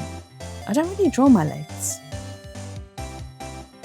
I mean, okay, look. Let me just hide the game for 2 seconds. Right? There's leg reveal here. This is a drawing of my model. There's legs there. Look. Although they're not fully dressed, they're partially naked. It's okay. It's quite hard to keep speaking your mother tongue here. Yeah, it is. It is. I mean, I grew up speaking quite a bit of it. Like at home, my parents would be like, "Oh no, when you're in the house, you have to speak Chinese. You can only speak English when you're out of the house." I'm just like, effort. Oh my god, with the toilet. I'm glad you recognised it. I get urges to draw stuff like that sometimes, and I give in to those urges. It's. I mean, why not? Yay! High five! That's a shin. We want leg. That is a leg. There's a leg there. You get legs later. I'll send them just to you, Barry. It's your hand. Draw whatever you want. Go crazy. I will draw everything. I actually want to draw some sussy drawings of my model, but I'm also like, I have no energy. I want to draw some sussy stuff, but we shall see. Actually, I really want to draw my model in Shibari, but another sussy thing. Anyway, I need to research it, but it's a little bit difficult to research it when a lot of it's very very questionable. And I'm just like, can't have this. Right. Back to the game. Then bring me proof that shows he don't. I'll be keeping watch from the car, okay? Keep an eye. To be honest, if I do draw it, it will go on my Twitter. So here are all my socials. And if you haven't already, here's the Discord as well. My drawings get posted up on there as well. There's quite a few artistic shibari on Twitter, I think. Just gotta flick it through the rest. Yeah, no. I can't open Twitter at work no more because I follow a lot of sassy artists. And, well, sometimes when I open it, it's just straight up boobies and vagina. And I'm just like, brilliant. I don't need people behind me to see that I'm looking at sassy drawings at work. Not what I want people to think of me. Exactly, Lo, exactly. I do not need this at work. I'm just like, yeah, not what I want. Or, right, Tyria, she'll send me stuff and I'll open it without thinking. Really? Did I seem really proper and innocent to you? You guys should have listened to Tyria when she was telling you guys. She's been telling you for years. No, to be honest, I'm very internet sheltered. There's a lot of things that I don't know or don't understand. So I go run into Tyria. It's like, Tyria, Mummy Tyria, what does this mean? And Barry's the one who's notorious for going, hey Jatsu, do you know what this is? I'm like, no Barry, I don't know. What is it? Go ask Tyria. Okay. I'll go ask Tyria. Oh dear. And she just laughs at me. She's like, oh Jatsu, you cutie pie. Oh Jatsu, you have much to learn. I'm just like, yes I do. Alright, you see something? You'll come to me first, got it? No, Barry, don't deny it. I've outed you on my stream. You've been outed, and it says going to be forever. You've learned so much from me. I really have. I really have. Okay. Right, see you later. Okay, Nick, let's go hunting. Hunting? You don't seriously mean... Gordy, I sure do. What about Edgeworth? We're searching for Gordy, for him, Nick. Don't you get it? Okay, and how exactly do we search for a make-believe monster? Maybe we can find a monster myth specialist. Okay, alright, let's go to the public beach. It does say beach. Oh my god. I remember this bit of the game. What's that? At least you're curious to ask. To be fair, right? Honestly, if I don't know or understand something, I will ask people to explain it to me. It is better for me to like try and learn and understand rather than ignore the fact that someone's mentioned something to me. Because I think it's better to understand things than to just stay ignorant about it. And this is the thing that a lot of people are afraid of doing, is just asking, because they might think that people might think they're stupid. Oh, so for God's sakes, Barry, what did you clip? What did you clip? What about that was sussy or out of context? His chat's learning dodgy stuff again. I'm being educated on the world's finer cultures. Oh dear. But yeah, it's better to ask, to be honest. If you don't know something, don't understand it, just nicely ask someone to explain it. If they refuse to, for whatever reason, then just be like, okay, fine, I'll ask someone else then. I say these things not to be taken out of context, and you always take me out of context. You're so mean. Some things should never be Googled just for you. I mean, yes, this is why I go to Tyria. For a lot of things. I'm like, Tyria, I don't want to Google this because I feel like it's not going to bring up something nice. Lo is my witness to what just happened. What just happened?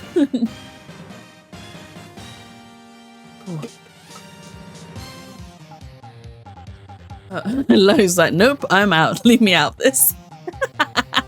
You're on your own, Barry. How am I mean? You're always mean to me.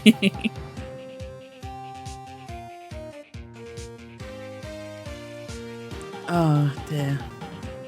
But yeah, no, some things should not be Googled. And that's why I have friends that I can trust to point me in the right direction. You know, kind of thing. No, come back. You go chasing Lo. You bring him back. Oh dear. The Silph Samurai, Nick. Yo, Maya. Larry, what the heck is that? No garlic bread for you? Why am I being punished for no garlic bread? Wait, or is it Lo that's been punished for no garlic bread? I want the garlic bread. Oh, it was my girl Keontae's idea.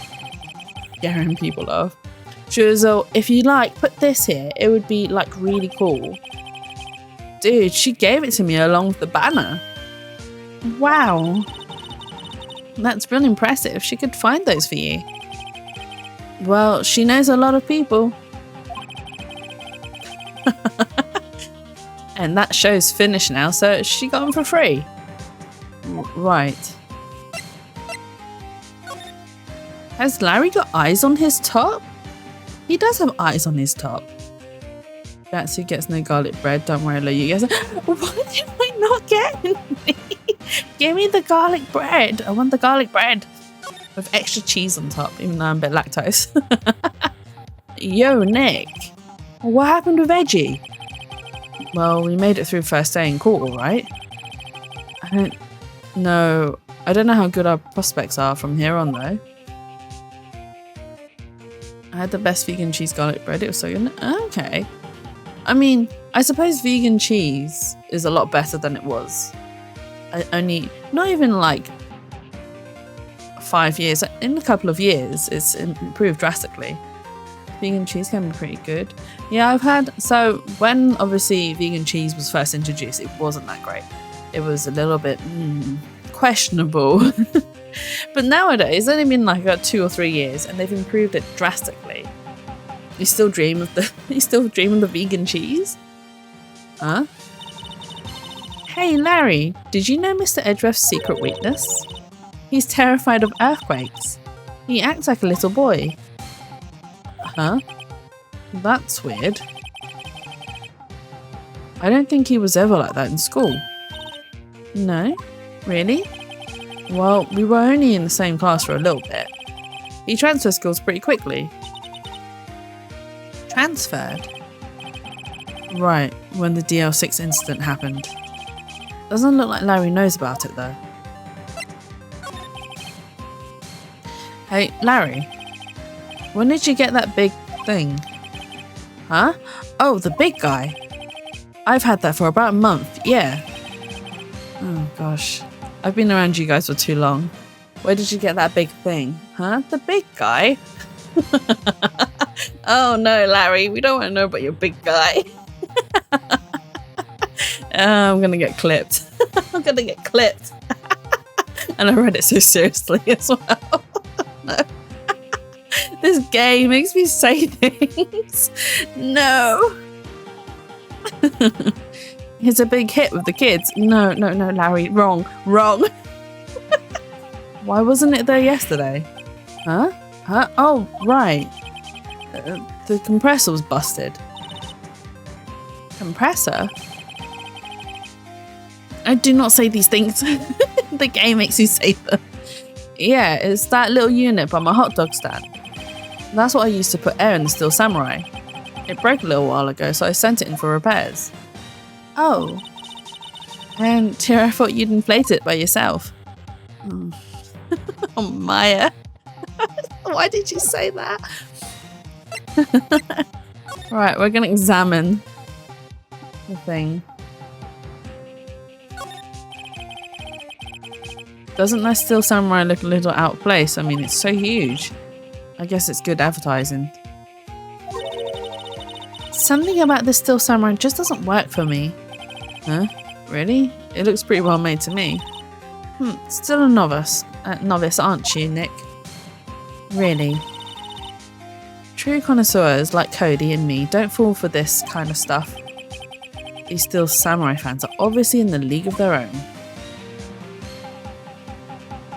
Right. What's this machine? That's a compressor. I used it to fill up the balloon there with air. Huh? Neat. Just got it repaired yesterday. Man, what a drag that was. Okay. I don't think we have anything else. Why is he sweating so much? He's hiding something. Let's go to the boat rental. The machine makes small things big. Oh, Twirly, seriously. Why? Why?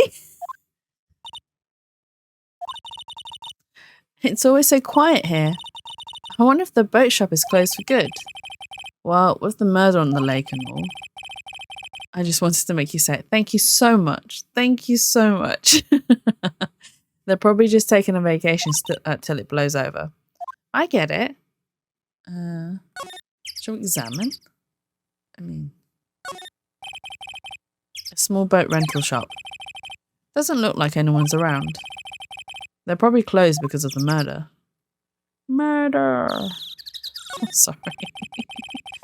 There's some boats floating at the dock. The murder took place on the boat from this dock. Apparently the police took away the actual boat that was used that night. Indeed, there's space for one more boat at the dock. How many times did he have to have the word dock on there? Right, okay. I'm not going to examine the bushes.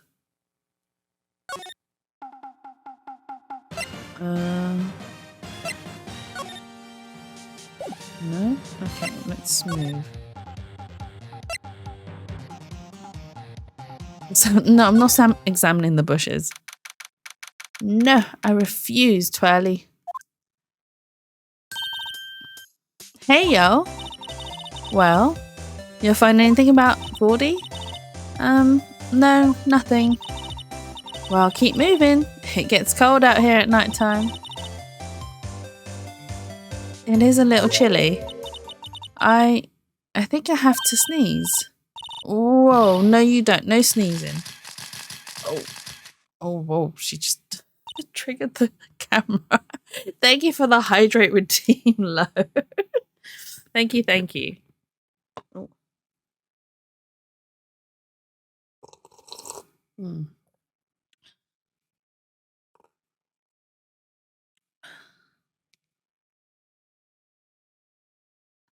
Get some drinking ASMR.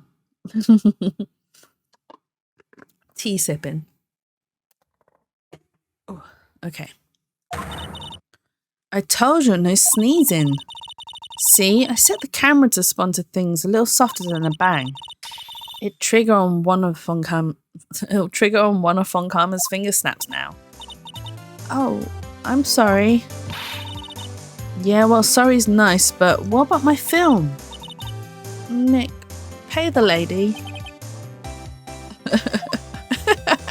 Poor Nick. Right, let's talk. What happened? I learned something in today's trial, that's for sure. Testifying is serious business. That's why I decided not to talk about that case anymore. Huh? Whoa, didn't you say you had information about the case? Tell us that at least. Like I said, I'll trade it for the dirt on Gordy. Okay, so we got no dirt on Gordy. It's pointless in talking to her.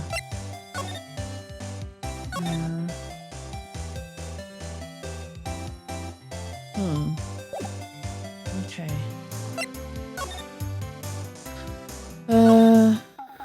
God Lake. I'm gonna present this. That's the guy that's selling my dogs faster than I can cook them. Do you think Gordy really exists? Nah, I think somebody probably saw something else that they just thought was Gordy. But I'll keep selling samurai dogs until the truth's out.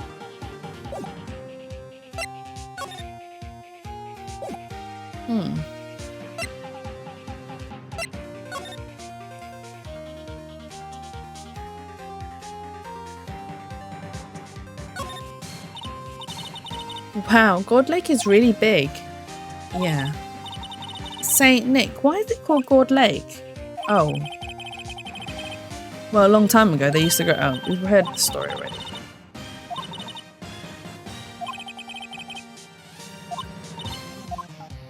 Okay, we're not gonna do that.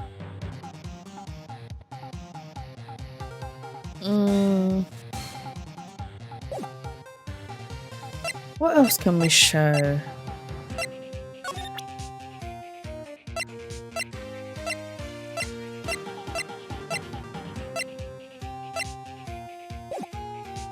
No, let's move.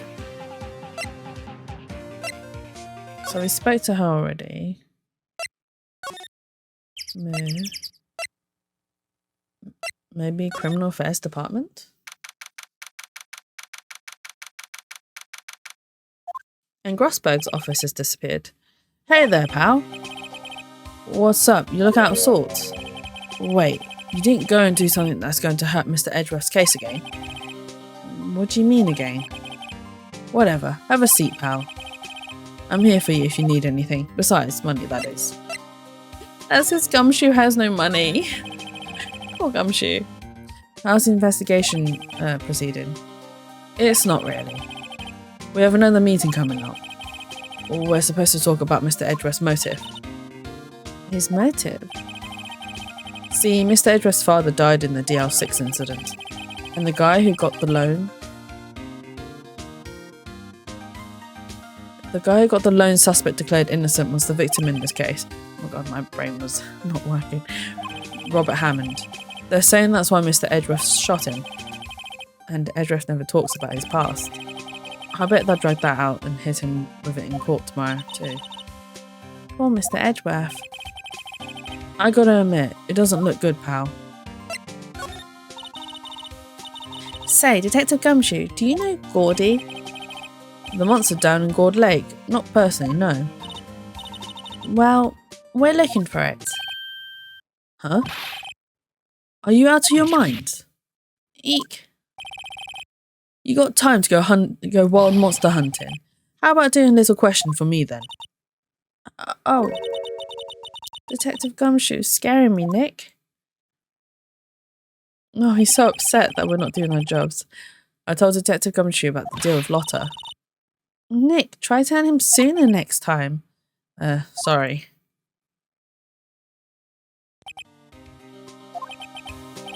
I see, pal. Sorry for shouting at you. Okay. I, Detective Gumshoe, will aid your search for Gordy. Huh? I'll loan you one of our newest secret weapons for finding evidence. Really? We get a new toy! You can take whichever one you like. Okay, give us the goods. Hold on now, everything in due time. First, let me show them to you. These are our best and brightest. Introducing secret weapon number 1, Missile. Missile? He's a K9 police dog, still in training. Missile! Missile, here boy! Oh, Missile's so cute. Hey, wait! Missile was also the name of the dog in Ghost Trick. I was like, what game was it? Missile's also the name of the dog in Ghost Trick. Oh my god, is it the same dog? It's not, but oh my god, they use the same name. That's so cute. I love the idea that they just let Missile roam the office freely. Yeah, and it's the thing is, right, Ghost Trick is also made by the same creators of Phoenix Wright, Ace Attorney, so that's why there's a reference to Missile the dog. Ah, that's adorable. Whiff. There you go, you got a whiff from me. Barry's gonna clip me, isn't she? She was like, oh my god, Jazz, you said whiff. Here he is. Hey, he's cute. I heard of the story of the producer. It's very dramatic. Yeah, it is. I played it in one of my previous streams. It's a very good game. I totally recommend it. It's not as long as it could be, but I think it was just about the right length. It's a shortish game. I need to play through it again to get some of the achievements that I couldn't get on my first playthrough. But yeah, it was a lot of fun. I enjoyed it. It's a very sad story at the same time as well. Look, Nick, cute dog. Cute dog. And this will help us how? Well. Next, secret weapon number 2, a fishing pole. Here, this is my own personal pole. Oh god, Gumshoe, don't give us your personal pole. Oh no! Ah, this is so bad. Why is this section of the game so sassy? Detective Gumshoe, we're looking for a monster. Yeah. How are we supposed to catch a whole sea monster with a fishing pole? Never know till you try, pal. No, it's not me. It's not me! Okay, this next one's the last one. No, please, I'm already overwhelmed by our choices. Secret weapon number 3, a metal detector. Here. Detective Gumshoe, we're looking for something alive. Right. How are we supposed to find it with a metal detector? Hey, you never know, it might have been eating soda cans. Well, which will it be? I can't make up my mind, Nick. They all seem so perfect. I can't make up my mind either, for the totally opposite reason. Oh well, I suppose it can't hurt to borrow one of them. What shall we borrow? Shall we borrow a missile, or shall we borrow the fishing pole, or the metal detector? The fishing pole's not going to do us much good. Or will it? And I think we can swap it actually. Let's borrow missile first, since he's first on the list. Can we borrow missile? Sure thing, pal. Be good to him. Whiff. He's so cute. Oh boy. K9 unit missile borrowed from Detective Gumshoe. Okay. Now let's move. Gourd Lake. Do we examine? I feel winter's chill from the bare leaf trees today. There's a lot of trees here. I guess that's why they call it a nature park. It's quite pretty when the cherry trees along the lakeside blossom in spring. Today, it's just cold. Okay, so it's not there. Let's move. Hey, Nick. Hmm? Missile's been acting strangely. Missile? Oh, right. That little creature of the detectives. Little creature? Oh my god. Hey, I love little doggies. Good boy. Good boy. Oh my god, Missile looks terrifying. What's wrong, Missile? Oh. Wow. Eek. Missile. Oh my god. Oh, wow. This dog. Whoa, stop that thing. Cannibal is eating my samurai dogs. Cannibal. My samurai dogs. Wow, he ate every single one. I'm sorry, Larry. Sorry? Sorry don't pay the bills, Nick. It's going to have to this time. Oh, okay. We're gonna move. Boat rental. Okay. I'll examine the bush. There's more forest off that way. I doubt I'd find any helpful clues in there. Okay. So I thought Missile was gonna come out, but no. Okay. Sorry, Larry.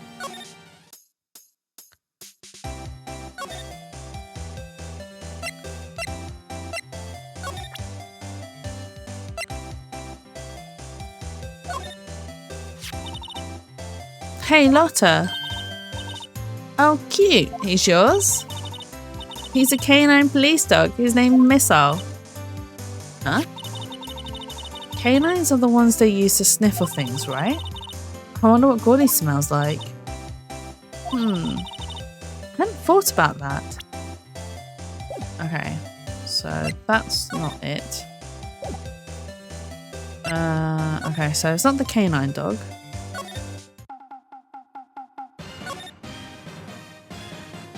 Okay, so the Missile ate all the hot dogs. The trash can is empty. At least the place is well maintained.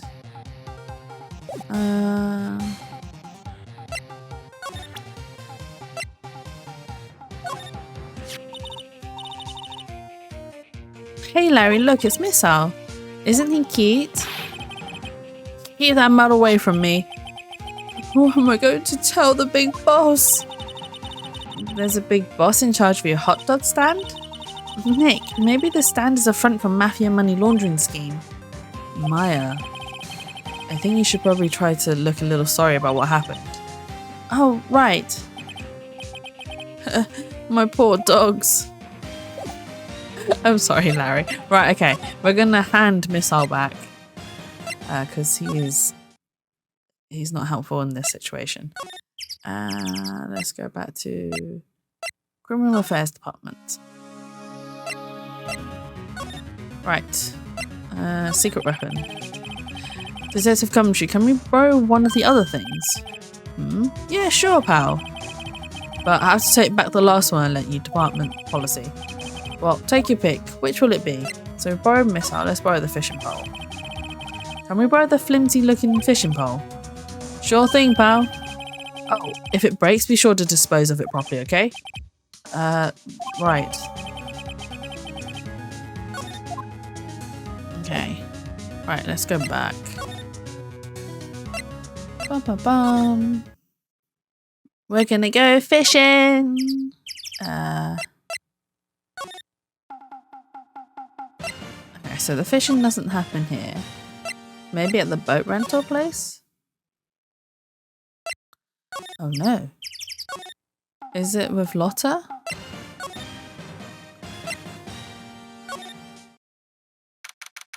It is here. Okay.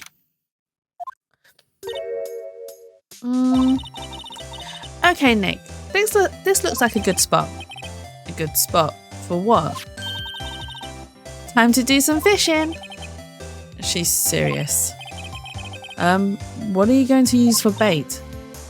Oh. Yeah, oh. I figured something like this would happen. We should have brought Missile along with us too. At least then we'd have bait. Nick! How could you? I'm kidding. I'm kidding. Some jokes are better left untold. Oof. She hit me. Okay, watch this, Nick. Just try not to reel in any empty cans or boots, okay? Here we go. Ah, my leg. You triggered the camera again. Lotta's gonna kill her. Hey, what are you doing? Sorry, Lotta. Don't tell me you're on some film company's payroll. Nick, pay her. My poor wallet. Okay, so it's not the fishing pole. Alright, let's borrow the metal detector. Let's go. Oh, no, not examine. Move. Oh, no, not the... Oh, whoops. I mean, it wouldn't harm to go see Edgeworth. Oh, he's not even there. Looks like Edgeworth is in questioning. Let's come back later. Guess so. Criminal affairs. Right, metal detector.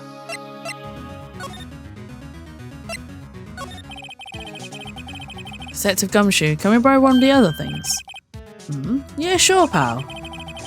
But I'll take back the last one, lent you department policy. Well, take your pick. Which will it be? Oh, no.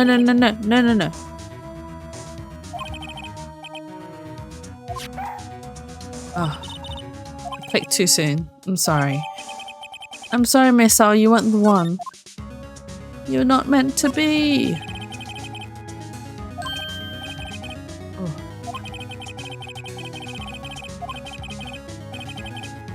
Take your pick. Metal detector. Come on. Can we borrow that metal detector? Sure thing, pal. I'm not sure what we're going to find with this. Remember, you're hunting for a monster. Anything's possible. Anything. Borrowed.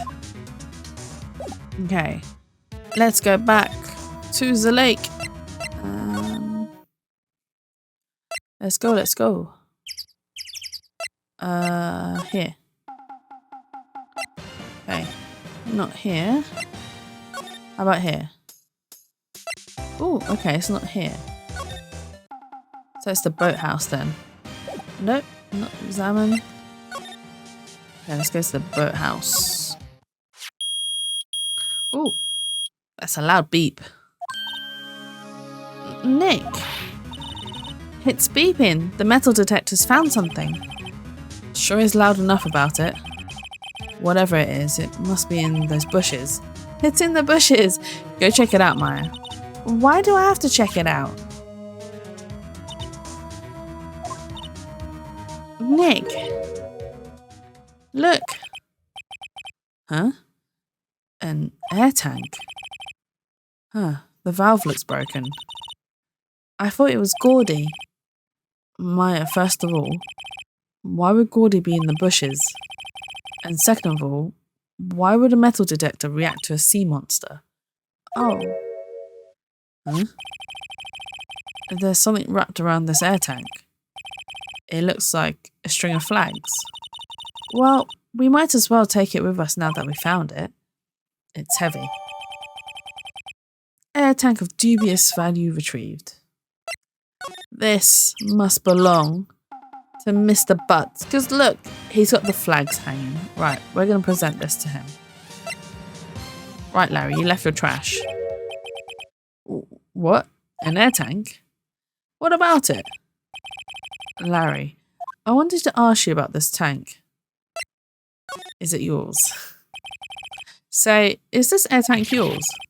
Why would I have a thing like that? Look, see how there's a string of flags around the tank valve? It's just like the string of flags around your steel samurai there. Must be a coincidence. There's strings of flags everywhere these days. Like elementary schools. And used car dealership. Look, why would I need the tank anyway? To inflate something? To go diving?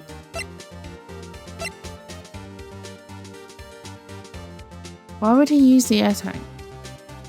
Is it to go diving? To inflate something? You used this to inflate that, didn't you? Inflate what? What else? That big puffy steel samurai. Now, why would you go asking me a question like that? Looks like I hit the nail on the head. Right. Actually, see, the compressor I always used was on the fritz. So I tried using the tank to inflate it just once. And it didn't go so well, as I suspected. It didn't go so well. Yeah. Do you think you could be a little more specific? Come on. Look, it's embarrassing, so I really don't want to talk about it. Tell us. Fine. Whatever. It's like what I said, the compressor was busted. So I took the tank and tried to fill the samurai up with that. And then... blam. Oh no! The samurai went flying! The valve busted open and made this incredible noise. And that tank there took off like a rocket. And it took my porta-fated steel samurai with it. What? Off into Gourd Lake? It sure scared me out of my gourd, that's for sure.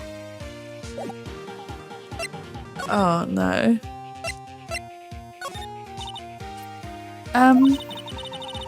So the tank and the steel samurai you were trying to fill up flew away. What happened next? Well, all that happened on the 20th or so. The 20th? A week ago. Now, as far as I could see, the tank went flying out into the lake. So I went out every night in a boat looking for it. I mean, Fiancé gave me that steel samurai after all. And when did you find it? Just the night before last. It flew way out there. Took me 4 whole days to find it. The night before last was the night of the murder. Sorry for not telling you, Nick. Actually, I was here on the night of the murder. But, you see, I went home before midnight. So you didn't know about what happened? No. That's too bad. It's not bad at all. It's not all bad.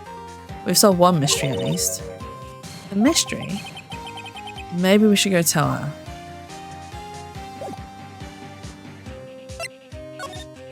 Let's go tell Lotta that the Gourd Lake Monster is not the Gourd Lake Monster. Okay. We are going to present to her the tank. Yep, I'd have to say I know exactly squat about that. It's painfully easy to know when something doesn't catch Lotta's interest. Oh, okay. Well, let's talk about Gordy. Well, Mr. Lawyer, I've got the info you'll need. You have got the scoop on Gordy for me yet? Oh, no, well, hang on. You better hurry or you won't have that info in time for the trial tomorrow. Uh-oh.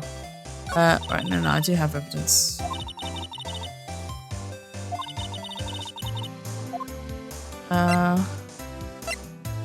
Gordy doesn't exist. Lotta? There's no such thing as Gordy. What? How can you be so sure? Really, Nick? You've got some proof Gordy don't exist? The proof that Gordy doesn't exist. Of course, I have proof. No lawyer worth his badge would make a claim without the proof to back it up. Here's the proof that Gordy doesn't exist. Larry's air tank? What you're doing with an air tank? This is Gordy. Excuse me? What exactly are you saying, Nick? There's a stand near here, a hot dog stand. There's a giant inflatable samurai doll there. About a week ago, an idiot who happens to be a friend of mine tried to fill it. He used this air tank and when the valve blew, the tank flew into the lake. Apparently it made a pretty loud bang when it flew. Bang? The tank, along with the still deflated samurai, fell into the lake. At the same time, a couple was taking a photograph of the lake. This photo. Wait. So you're saying that Gordy is really the still samurai? Oh, poor Lotta. Well, that's a fine way to ruin a gal's dreams. I'm sorry, Lotta. Nah, it's okay. You win. I'll give you your info, like I promised. Poor Lotta. So, tell us this information you have. A promise is a promise, I guess. I overheard the cops around here saying something about the witness tomorrow. They said he's the caretaker of the boat rental place up the path here. Boat rental? There's someone there? I mean, it looks so deserted. Just an old guy living all by himself. Y'all should go check it out. Thanks, Lotta. We will. Let's get cracking, Nick. Hold on. Something else? Yeah, the night of the murder. My camera clicked twice, you know. Wait, so you have another photo? Well... yeah, but there's nothing in it at all, just the lake. I figured it wouldn't be much use as evidence, so I kept it to myself. Well, it might not be helpful at all, but... here, take it. Aha. I knew there was a second photo. Well, there was two. She had 2 gunshots, so there must have been a second photo, but the gun was fired 3 times. So there should be a third one. Hi now. Y'all take care. Time for me to pack up and leave. Oh, poor Lotta. Poor Lotta. It's all Larry's fault. The legend still lives on, I guess. The legend? Yeah, the legend of Larry, familiar to all who know him for any length of time. When something smells, it's usually the butts. Someone should whip that butts into shape. Are you going to do it, Maya? Actually, someone else can do it. Francesca can do it. She's got a full-on, like, proper, like, whip. Right, boathouse. Hey, Nick. This is the boat shop that Lotta was talking about. You're right. Doesn't seem to be anyone around at all. Well, let's go check it out anyway. Can we move into the boathouse? We can! We can sneak into the caretaker's shack.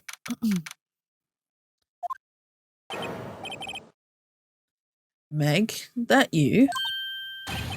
Eek! Hey, is that Keith with you? Where have you two been? I've been worried sick. Nick, you handle this. I think I'll leave this one up to you, Maya. Meg? Yes? Finally made up your mind, have you? My mind? You'll run the pasta shop when I'm gone. Pasta? Glad to hear it, glad to hear it. You make your old man proud. When you kids left the house, I didn't know what to think. How am I supposed to keep this place running, an old man like me? Polly, the kids are home. Hello? Hello? I'll pretend to be a parrot. Nick, what was that? A parrot. The one on that perch. Keith. Yes? I leave the wet noodle in your capable hands, Sonny. Nick, what's the wet noodle? Based on the available evidence, I say it's the name of his pasta shop. That's a relief, isn't it, Polly? Hello? Hello? Hurry up.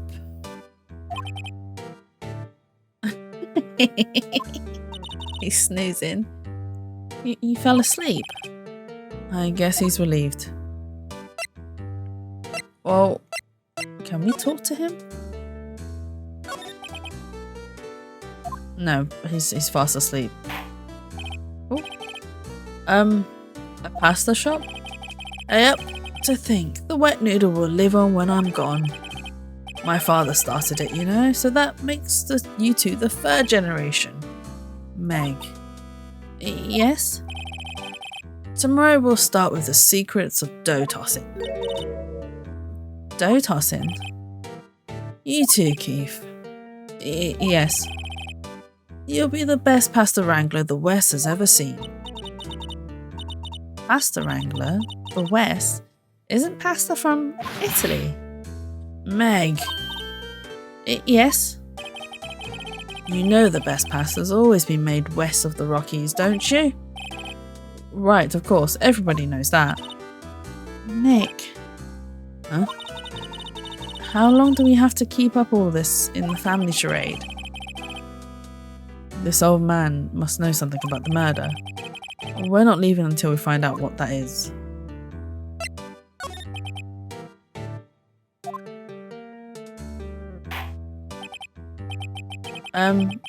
This is a boat rental shop, right? What are you talking about? This here's the Palace of Pasta, the wet noodle. Oh, now that you mention it, we haven't gotten many orders for spaghetti lately. All the kids come up and say, yo, dude, we want to ride in one of your boats. That's why I keep them boats out there. Youngsters these days, darned if I understand them. I'm pretty confused myself. Nick, this isn't going anywhere. But this old man is the witness tomorrow, right? We've got to find some way of getting information out of him. Okay.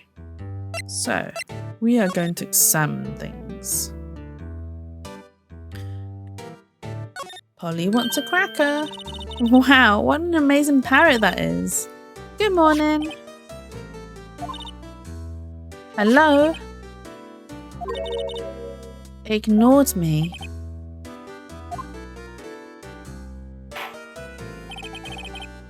What, you forgot Meg? You gotta call her name first. Her name? Polly, how you been? Hello, hello.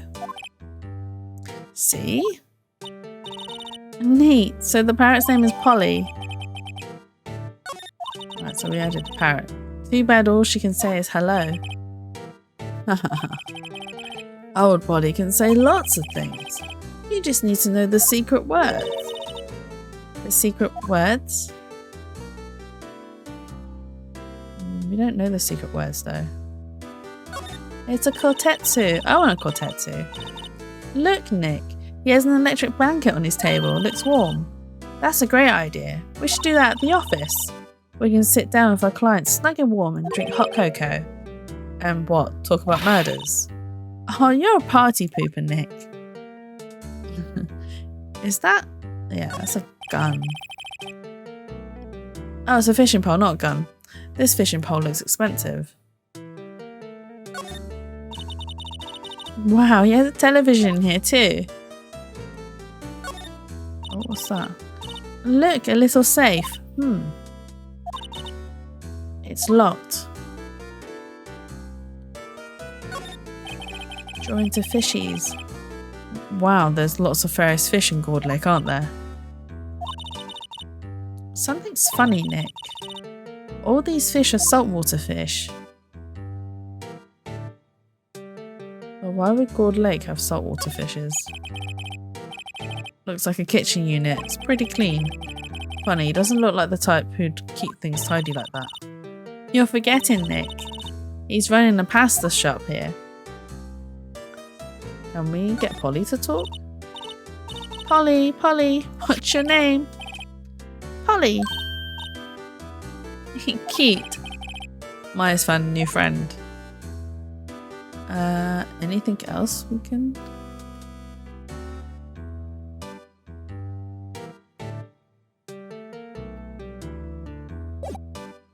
Okay. Oh, we can talk to him about Polly.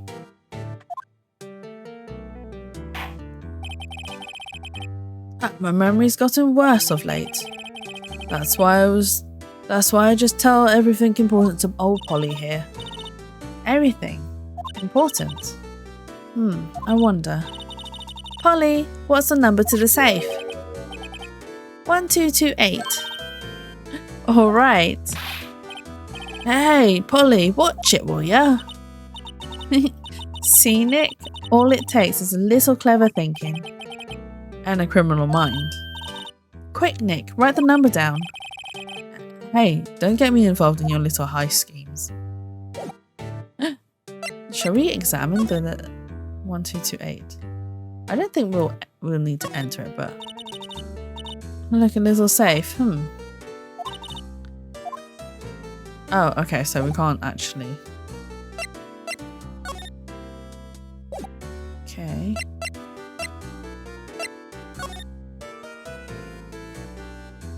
Can we talk to Polly again?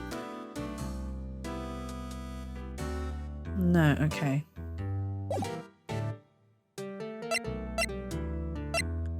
And we can't talk to him.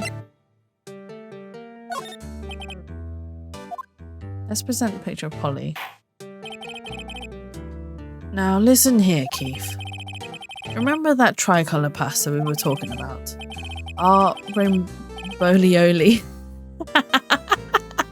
Our rainbowlioli. that was difficult to say. I figured out the last colour we should use. Indigo blue. Indigo blue? That didn't seem to work the way I thought it might.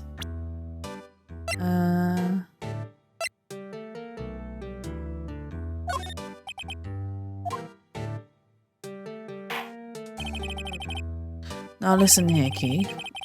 Okay, no.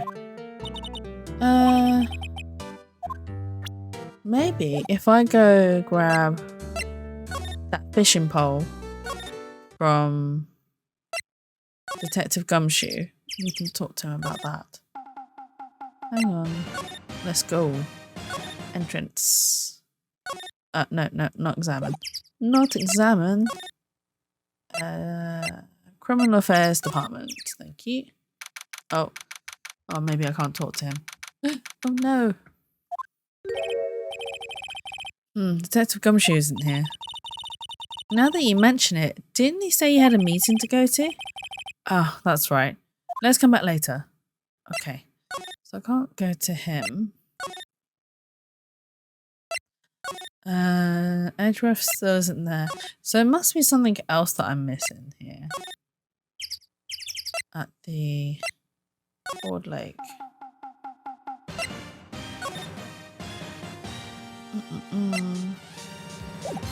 Actually, does Larry know about him?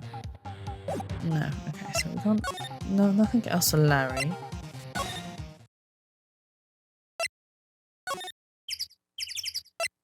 Caretaker shack. I didn't realise there's a bin here, right behind my head. No clues here. Wow, he has a television here too. No, that's not it. No clues here.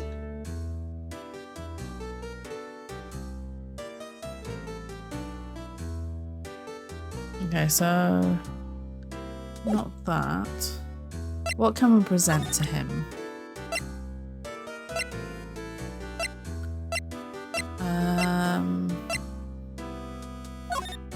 How about Gordy? Listen here, Keith. Nope, not Gordy. Okay. Okay, so not that.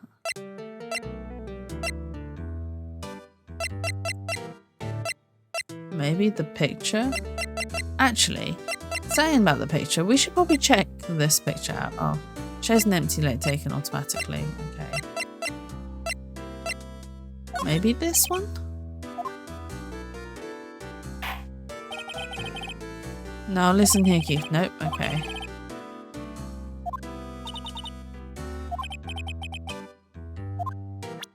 Okay, not what I wanted. I want to show him the gun.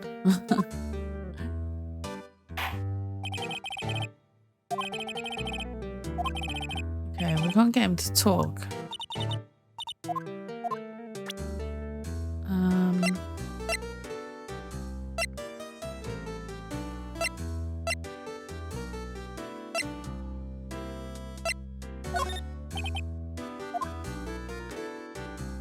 Maybe that's not what I need to show him. Nope, okay.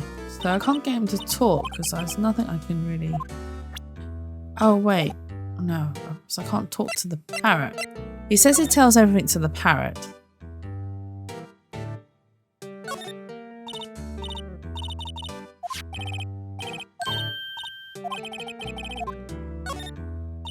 No. Okay. That's not what I meant to do. Okay, back. Move to boat rentals outside. Where else should I go?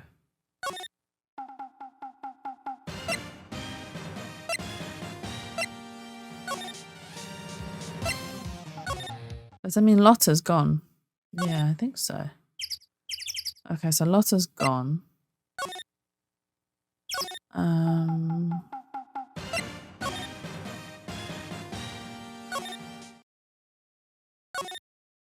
Well, no, not examine. Let's move. No one's at detention center.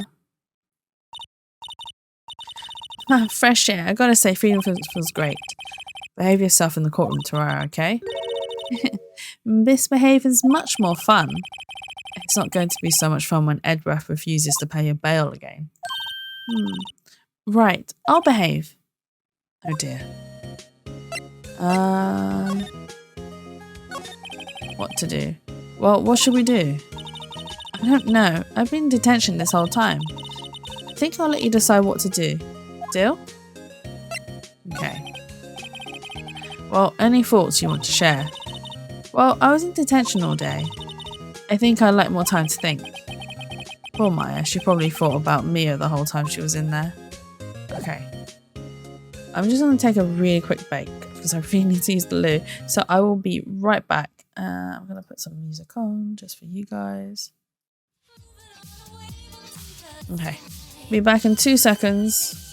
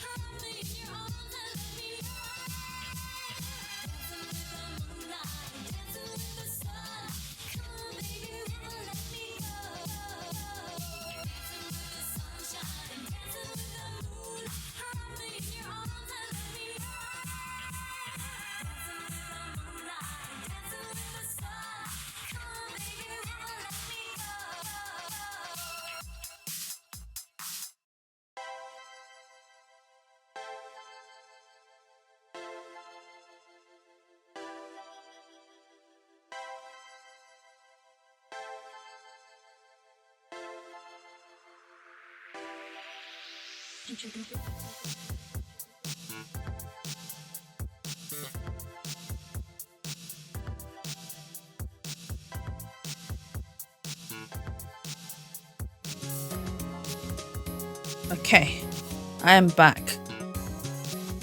Oh, the music's clashing really badly. Okay, it's okay.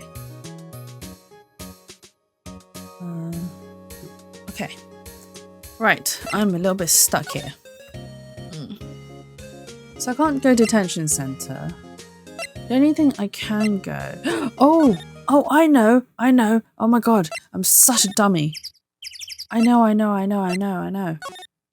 what I need to present.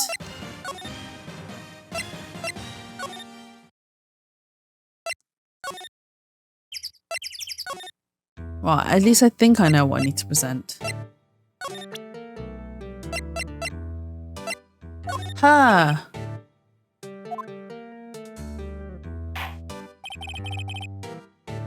Oh no, I was wrong. I was excited. I was like, yeah, I know what I need to present. And it was not her. Okay, I'm gonna just have to try everything until it works out.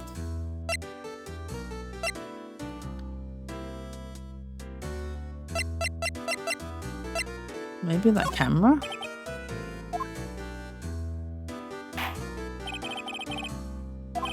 Nope, okay.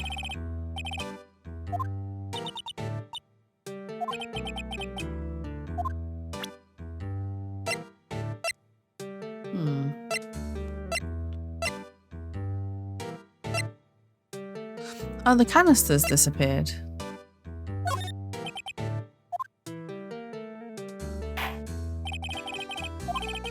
Nope, it's not that either.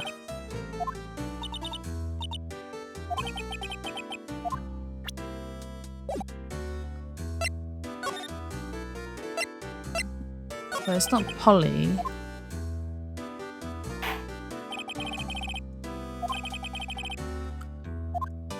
Everything. So yeah, so he tells Polly everything. And then Maya then asks for the safe number 1228. But we can't open the safe.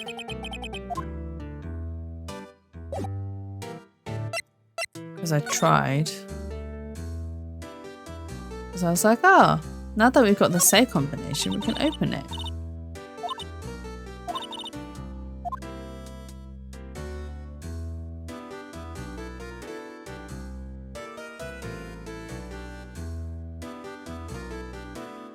All the fishes.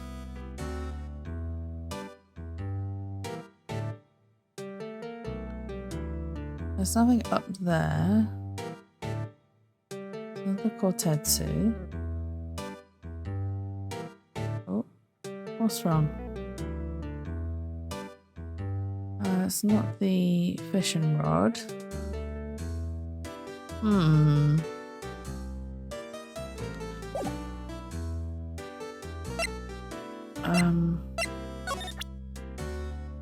Maybe I won't present the badge. Oh my god. I should have presented that first. That's a lawyer's badge. Yes, it is. I don't believe it.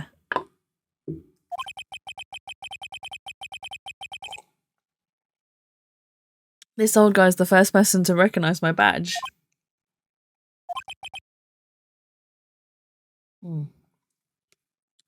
I get it. Huh? Yep. I got you figured out now. You're not Keith. Thank you. Nick. Now's our chance to clear things up. Sir. No, I'm not Keith. And I'm not Meg either. We're here investigating a murder that took place on this lake the other night. Please help us. A lawyer, huh? Please, mister? Alright, I'll help. But on one condition. What's that? When this case is over and done, you'll run the wet noodles. Shall we promise him or we can't promise him? We can't promise that. I can't make that promise. Is that any way to treat your old man? Bah, you want my help? You've come to the wrong man. Uh-oh. Now he's grumpy. Not to mention he still thinks we're his kids. Maybe we should just lie and say we'll run his shop. Okay, we promise.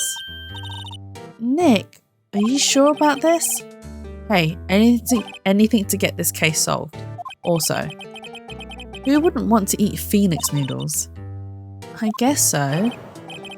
That's my boy. Good for you, Keith. Wait, didn't I just say... You too, Meg? Yes? You bring a tear to your old man's eye, you know. Now, what was that you wanted to know? Speak up, Polly. Hello. And now he's talking to the bird again. How do we get him to talk to us? Okay, so he's awake now.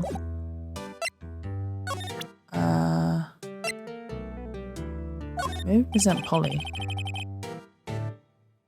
Polly here's my only friend in the world. Isn't that right, Polly? Hello. Hey up. How about this? You know about Gordy? Nope. Okay.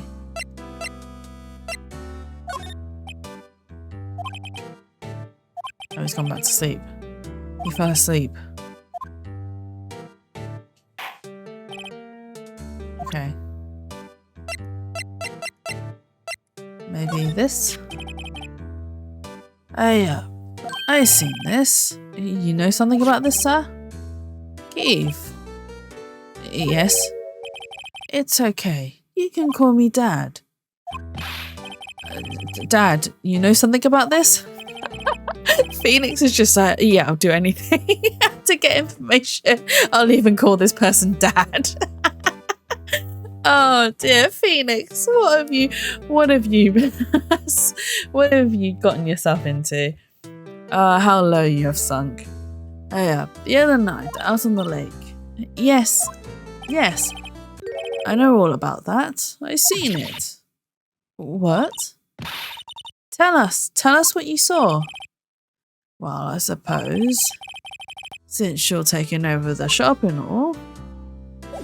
He's gonna talk to us. Yeah. I forget the time, but it was pretty dark outside, probably night. It was after midnight, but okay. Then I heard this bang, so I looked outside. Then I heard another one, bang.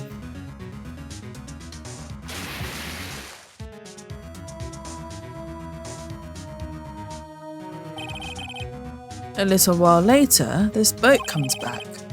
Then a young man walked by my window here.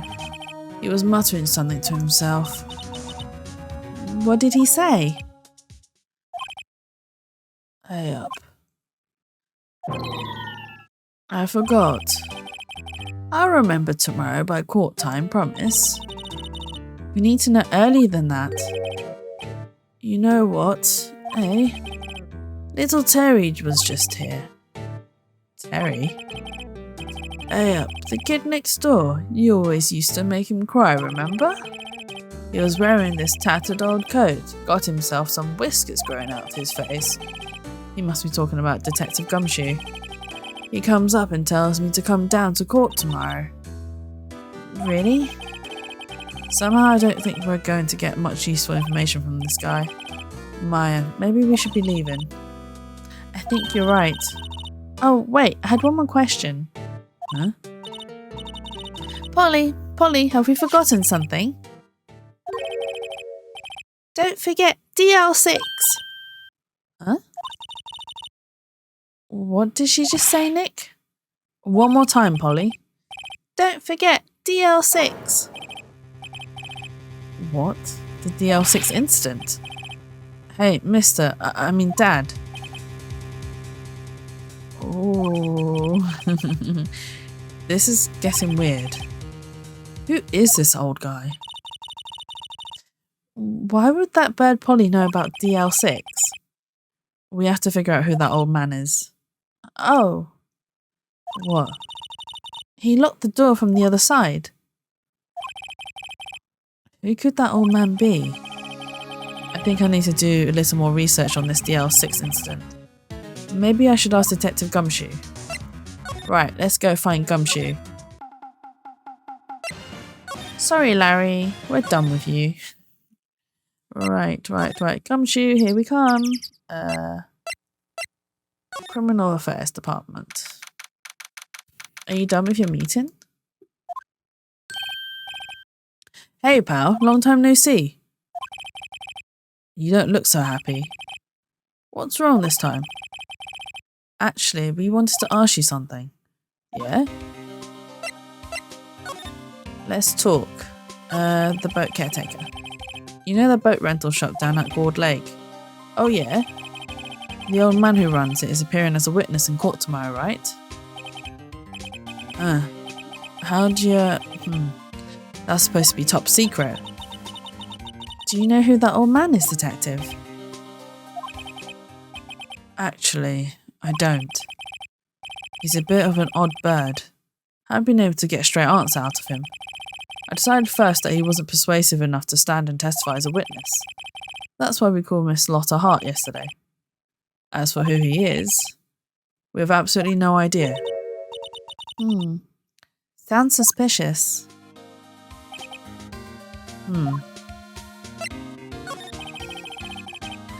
Detective Gumshoe, please help us. Huh? We need to know about the DL6 incident. That was when Edward's father died. I can't help but think that it has something to do with this current case. To tell the truth, I don't know much about DL6 either. Mr. Edgeworth forbids us from reading the file. Though, I'm afraid I can't show them to you either, pal. What? However, if you can convince me somehow that the DL6 incident is related to this case, well, I guess I consider opening the file up.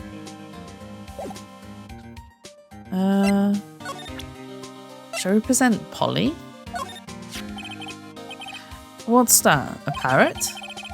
The old man at the boat rental shop's parrot. The parrot knew about the incident. That incident? DL6. What? Ha ha ha. Polly, have we forgotten something? Don't forget DL6. Huh? I'm pretty sure that old man must have taught her that word. Yeah, but how would that old man know about DL6 incident? Wait, what if that old man was connected to DL6? Nick, you think he might be... I get ya. Sounds like you need information on the DL6 incident. Through there's the station's records room. I'll give you special permission to go in and find what you need. All right. Way to go, Detective Gumshoe. Okay, Nick. To the records room. I guess it's time we face Edgeworth's past. Let's go. We get to go to the records room. It's quite neat in here, actually. Wow. It's amazingly dusty. 10 years of files and 10 years of dust, I guess. And let's find that DL6 stuff quick. 15 years ago, both me and Edward were 9 years old. We were almost through with 4th grade when he suddenly transferred. Because of DL6. Nick, I found out where the file is. Oh, thanks. Just let me know what you want to know about the DL6 incident. I'll go get the right file. So, the case summary. Well, first I have to get the handle on the main facts, like a summary. Right. Summary. Found it. Here you go. December 28th, 2001. That's exactly 15 years ago from the day after tomorrow. So in 2 days, the case is closed. The incident took place in the elevator of the district courthouse. What? Is that the same district courthouse where we're holding the trial now? Looks like it. Oh, wow. It kind of looks a bit different, doesn't it? There was a large earthquake at 2 p.m. on that day. Part of the court building collapsed and all of the lights went out. That's why. Oh my god. That's where his fear stems from. Wow, that was some earthquake. At the time, 3 people were trapped in the elevator. It took 5 hours for them to be rescued. 5 hours.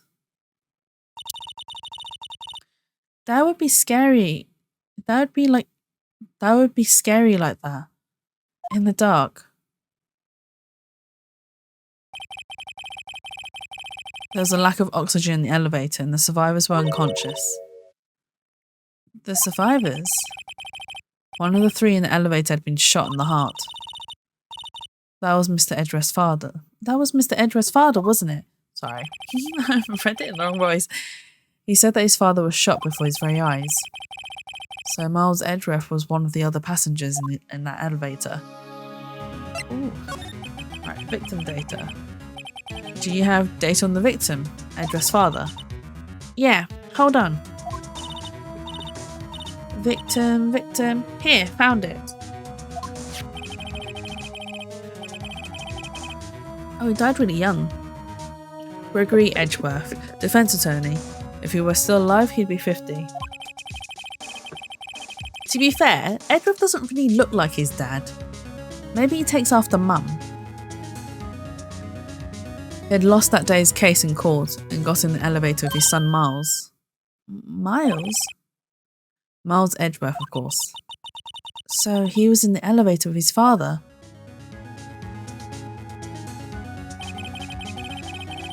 From the angle of the bullet and the other evidence, it could not have been a suicide.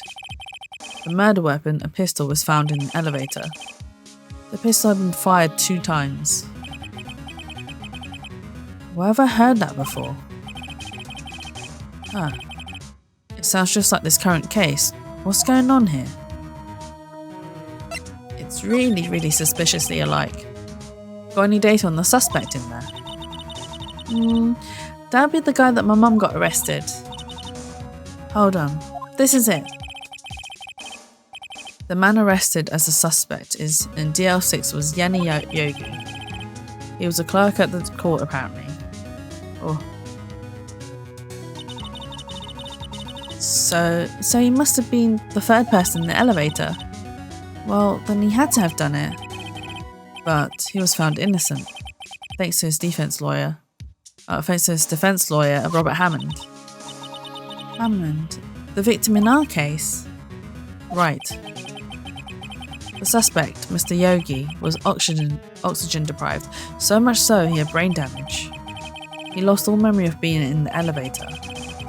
After he was declared innocent, he disappeared. Where could Yogi have gone to, I wonder? He may be closer than we think. I guess I know generally what happened in DL6 now. I still don't know what sort of impact the whole thing had on Edgeworth.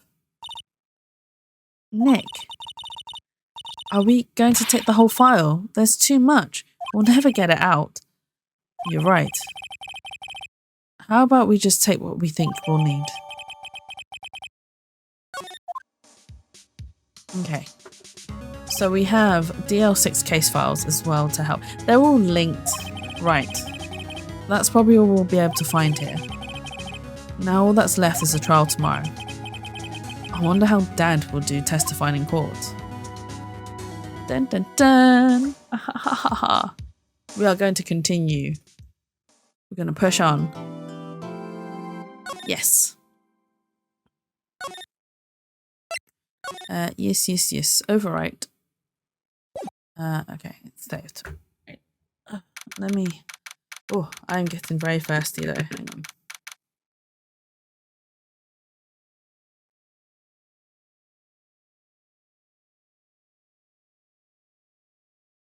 Ooh. Okay. December 27th, 10 a.m. District Court, courtroom number 3. We go against Von Karma some more. Court is now in session for the trial of Mr. Miles Edgeworth. The defense is ready, Your Honor. Very well, apparently the prosecution is also ready. Who is the judge here anyway? Mr. Von Karma, your opening statement. Very well, no opening statements. So, not so fast, Judge. I was taking a meaningful pause before speaking. Right, of course. A prediction. Today's trial will end 3 minutes from now. Wow, he's so confident in himself. So confident. Order, order. Mr. Von Karma, what is the meaning of your statement just now? Bah, must you question everything? It'll be over in 3 minutes. We have no time to waste. I'll call my witness now. Right. I call my witness, my decisive witness, to the stand. It's that mystery boat shop owner.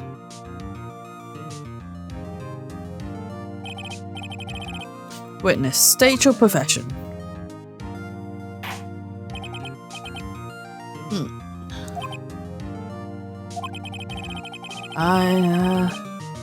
I'm the perpetrator of the restaurant The Wet Noodle at Gourd Lake. And I also rent boats. The night of the incident, you were in the boat rental shop, correct? Yep, I was. Please testify. Wait a second. We still haven't heard who this old guy is. Oh. I meant to read the options, but instead I've just raised an objection. Wait a minute. The witness hasn't stated his name yet. Because I did not ask him, Mr. Wright. I have predicted this trial will end in 3 minutes. Stop asking trivial questions and cooperate. Yeah, right. The witness will state his name.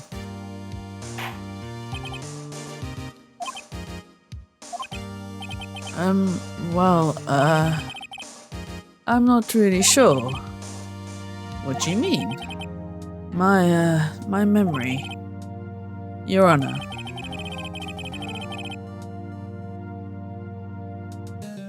But does that make him a reliable witness though, because he's got some memory problems?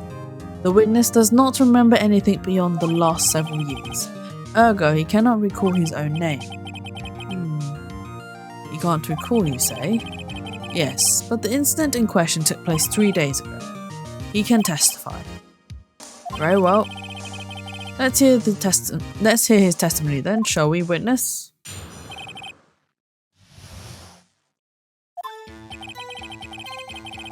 It was the night of the 24th, just after midnight. I was in the restaurant where I rent boats as usual. Then I heard a bang. When I looked out the window, I saw a boat just floating on the lake. Then I heard another bang. Just about then, the boat comes back to shore and a man walks by my window. Very well. I'd like to begin the cross-examination. There is nothing to question in my witness's testimony. Ergo, no need for cross-examination. Besides, there are only 10 seconds left before our 3 minutes are up. Judge, your verdict now. Yes. Mr. Wright. Of course I'm going to ask for cross-examination. What are you saying? Of course I'll cross-examine the witness. Very well, you may begin.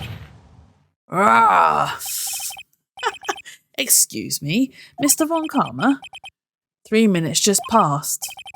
I see. Well then, let's just take our time. You may cross-examine the witness. He's in such a rush to get his verdict, honestly. And against his own pupil, nonetheless. Well, I'm going to press everything. Just after midnight, you say? Yep, just around then. Are you sure? Pretty sure, yep. When I talked to you yesterday, you were rather vague about the time. I'm surprised you seem so sure about it today. I asked him and he remembered. Isn't that right?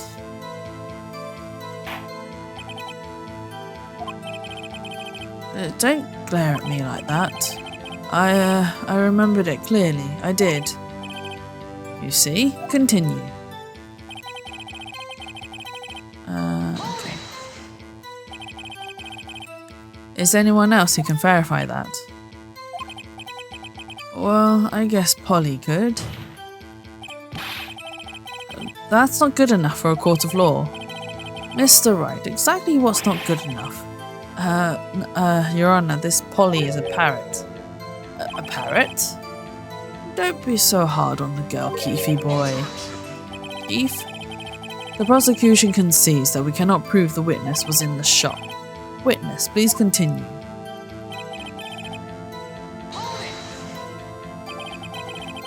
And where did the bang seem to come from? From the lakes, I figure. Are you certain? Yeah. Good. Continue. Your 3 minutes were up already, Manfred von Karma. Stop rushing the case. Was there someone in the boat?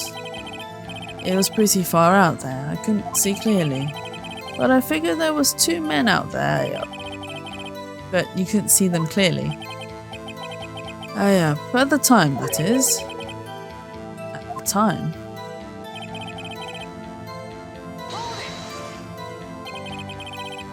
So you had 2 gunshots total? Yeah. That's what Lotta said in her testimony yesterday. It comes back short. By your window? Oh yeah, by my window. Right outside the window of my little shack. And could you see the man's face? Well, the fog was pretty darn thick, but he was right there in front of me. I saw him. That's a rather important detail. Please add it into your testimony.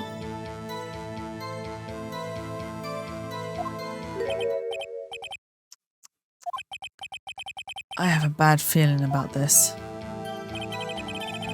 That man was the defendant. He was saying, I can't believe he's dead. Are you sure? Uh-oh. Dad. He actually called him Dad in court, Jesus. Dead certain, Keith. He said, I can't believe he's dead as he was walking by too. Witness, are you sure that the person you saw was Miles Edgeworth? It was him, that Edgeworth boy. Did he just pass out? This sounds like decisive evidence indeed. I see no room for doubt. Von Karma. He lured me into cross-examining it so he could set me up for a fall. Nick, I don't like the way things are going here. Everyone in the courtroom is glaring at us. I better act quick or this trial's going to be over. No, raise an objection. Your Honour, we proved in yesterday's trial that it could not have been Edgeworth who fired that gun. Mr. Wright, are you referring to the fingerprints on Edgeworth's right hand found on the gun? And the photograph showing a man firing with his left hand? Exactly. That is easily explainable. He could have wiped his prints after he fired. You are ignoring the truth of the matter here. Everything in this witness's testimony is true. The judge is lost in thought. What should I do? Raise the objection. Your Honour, this witness claims that Edgeworth said, I can't believe he's dead. But his word is all we have here. If he were telling a lie... Mr. Wright, in a court of law, the evidence tells all. Apparently, you have yet to realise even this basic fact. If you say his testimony is a lie, show us proof. Nick, do we have evidence? It's no good. There's nothing I can do. Are you sure? To be honest, I don't know what to do anymore. Please? Can you hear me, sis? Please? We need your help. Nick needs your help. 3 minutes was perhaps too high an expectation. However, 15 minutes isn't bad. This must be a new record. Enough. The witness may leave the stand. He's fallen asleep. This court sees no reason to further prolong the trial, nor is there any need for more time to decide for the case against the defence. This case is extremely clear. I see no room for misinterpretation of the facts. What? No. This court finds the defendant, Mr. Miles Edgeworth. Did I just lose the case? Guilty. The accused will surrender to the court immediately. To be held pending trial at the higher court within a month from today's date. That is all. This court is adjourned. Did I just lose this court case? Oh my god. Wait! Oh, I didn't lose. Who was that just now? Me? Huh? What? Larry? What are you doing here? Listen, you gotta listen to me. I was there in the park the night of the murder. I wasn't sure about it until just yesterday. But today I remembered it. Remembered what? The gunshot. I heard it too. Larry, he saves the day, oh my god. Order. I was like, God, did I just lose the case? What? Hang on, that's not right. But I didn't really get an option to object. What is going on? What is the meaning of this? The verdict has been decided. I call for an adjournment.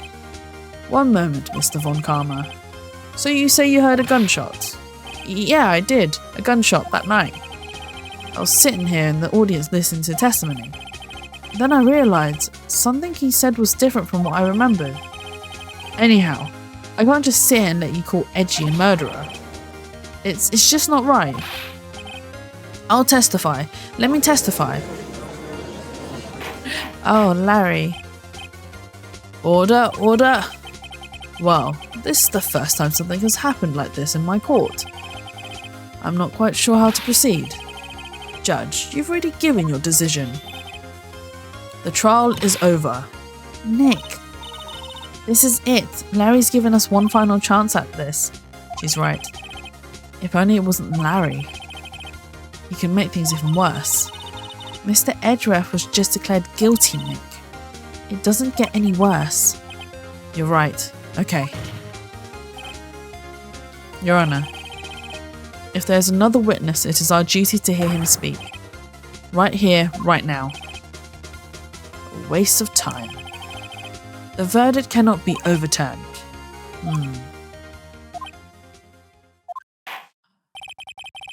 Allow me to speak my opinion. In all court proceedings, it is our duty to prevent any inaccurate verdict. In order to make sure no mistake has been made, every witness should be heard.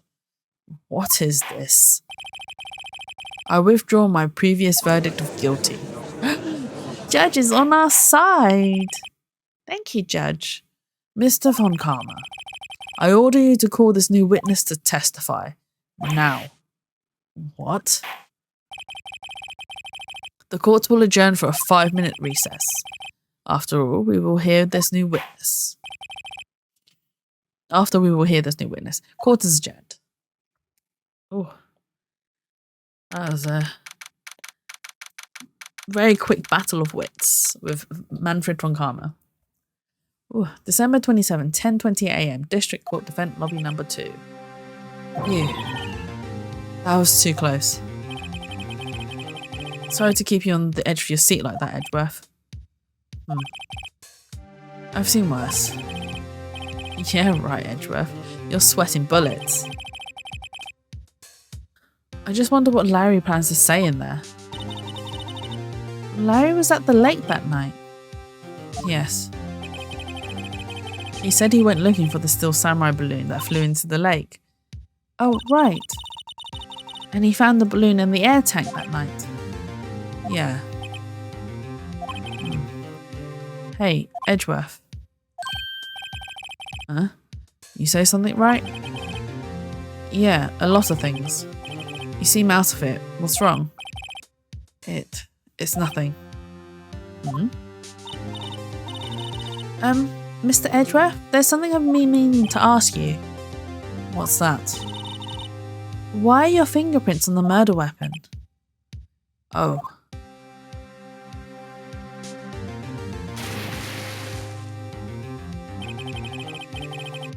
When he fell into the lake, I went into a daze. I couldn't understand what happened. I couldn't think straight. Then I saw the pistol laying on the floor of the boat in front of me. I picked it up without thinking. Oh, Edgeworth. I didn't have a reason, really. See. Right. Yeah. This might be our chance. Our chance? Von Karma has only ever run perfect trials. Perfect trials. Perfectly prepared witnesses. Perfectly complete evidence. That's the secret to his success. This is the first time he's ever had to deal with something unexpected. He has to let someone he hasn't even talked to testify before the court. And that someone is Larry. What are you guessing at? It's likely his testimony will be full of holes, right? That's right, Nick. No 10-minute trial this time. We'll milk this one for all it's worth. Hey, it was 15 minutes. 15. Everything's on Larry now. Oh. Okay.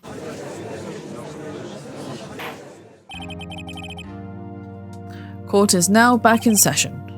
Witness, please testify to the court about everything that you saw on the night of December 24th. Right, leave it to me. Please, Larry, don't mess this one up. I hate to admit it, but you're our last chance. Well, Carmen didn't even have time to prep this witness. I just hope Edgeworth is right about this being our big break. We got this. Come on, Larry. Win us this case. I don't think it's going to end here, but... That night, I was out in a boat on the lake. I was looking for something, and I found it. So I quietly slipped the boat back in at the rental shop dock. Then, just as I was thinking about going home, I heard this bang. I looked out over the lake, but I didn't see a boat. So after I heard that single gunshot, I went home. Why is he sweating? He's already lying. Oh, Larry, what are you doing? That was an unusually vague testimony, even for this court. In any case, Mr. Wright, you may begin your cross-examination.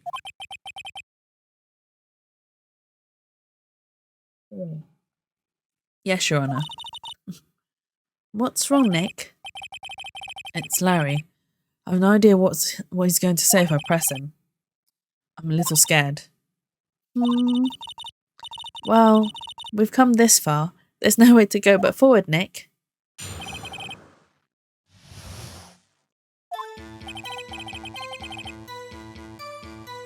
Okay, let's press him.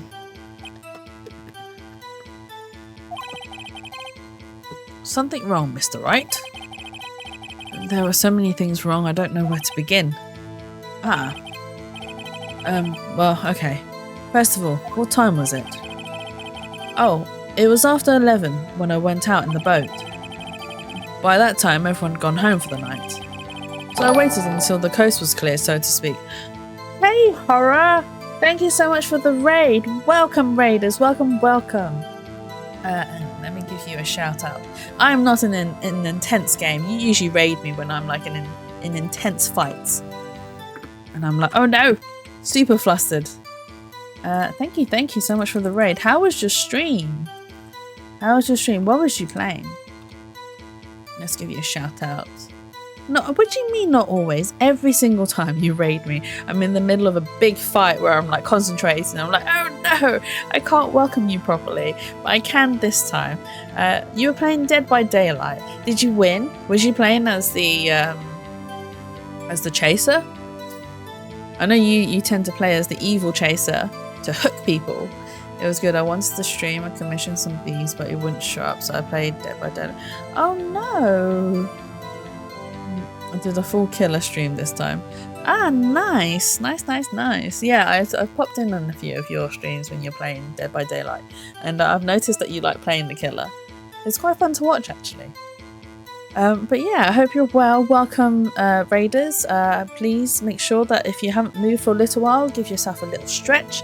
Hydrate as well if you've not had anything to drink for a little while. My name is Jatsu. I'm a variety streamer. I do a lot of emotional sad games as well as point and click puzzle games.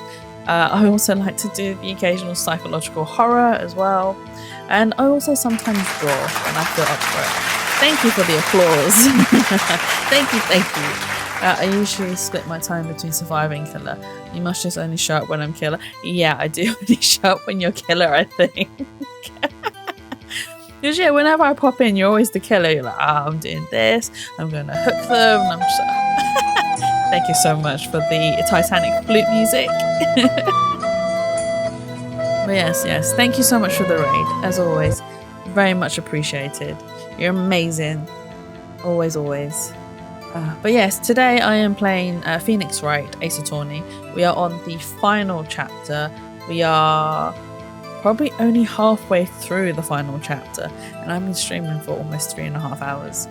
This case is a long case, like it's very long. I was kind of hoping I'd get it all done in one sitting, but I don't think I will be able to. So I'm going to get as much done as I can. Probably until the next save point, because this is our second day in court, and I don't even think we'll get a lot of it cleared. And it probably will drag out into a third day of court, but I might have to leave that until the new year, because this is the last stream before the end of the year, as I want to rest next Tuesday, as it's Boxing Day, and I don't have to go to work either, so I just want to use the whole entire day to just rest. And I have something to do on the 30th as well, so instead of rushing around trying to like get everything done and then stream and then go out, I've just decided I'm not going to stream. So so it's like, let's make this the last one of the year. I'm going to try and make it a longish one as much as possible. I mean, I've been going for 3.5 hours. Let's see if I can do 4.5 maybe. Let's see where this takes us. And then I'll be back in the new year, probably the 2nd of January, where we'll be starting a new game on our Tuesday slot. I haven't decided what to play yet, but I've got a whole entire week to decide. So we'll find out soon enough. If not, I'll just be like, hey guys on Twitter. If you don't follow me on my socials, here you go. But yeah, I might put up a poll on Twitter and be like, hey, when I want to do a little vote for me, let me know what you guys want. Or I might just be like, yeah, I want to play this. But yes, we currently have Larry Butts in court giving us a testimony. So I waited until the coast was clear, so to speak. And why were you out on the boat at such a late hour? Looking for something. More butts. Thank you so much. Burley. Looking for something. Yeah. Mr. Butts, what was it you were looking for? Yes, I read it. I read it. What the witness was searching for is irrelevant. Most likely he was hunting for this Gordy. That's surprisingly close to the truth, in a sense. This is all irrelevant. Let's get it over with. Okay, so let's do that. Around what time was that? Well, let's see. I figure I was out searching for about an hour. I guess it was around 12, yeah. You're not sure? Hey, don't give me that face.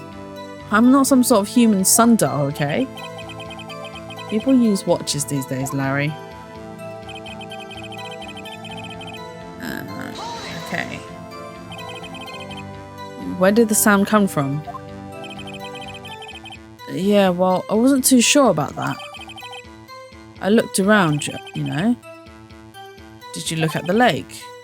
Yeah, I looked. Okay. Wasn't there a boat on the lake? Order, order. Well, Mr. Butts. Whoa, whoa. Everybody just calm down, okay? I mean, it was real foggy that night. I'm not sure whether there was a boat out there or not. Oh, okay, no problem. That's just the most important part of this case.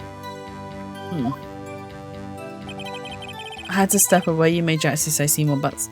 Why are we saying Seymour Butts? Come on now. Not that I'm objecting to butts. I mean, if you've watched some of my drawing streams, well, I do draw butts. I drew a hand at one point and oh, for God's sakes. Thank you so much, Twirly. Brilliant. You clicked it. Oh, right, okay, fine. Fine. I'll let you have that one.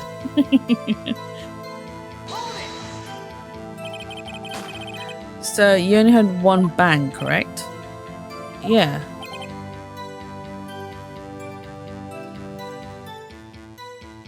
Does that one make sense? I'm reading it before I read it out loud. You guys are mean. Where's Amanda hugging kiss? What is that one supposed to sound like?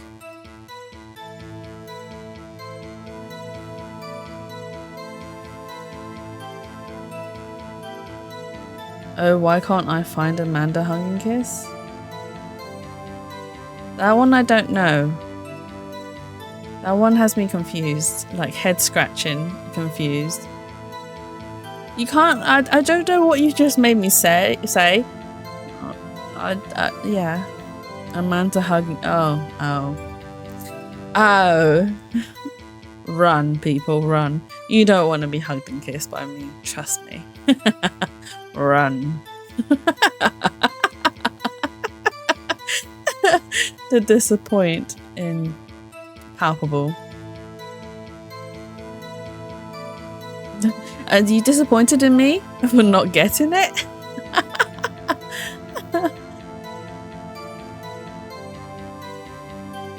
Disappointment.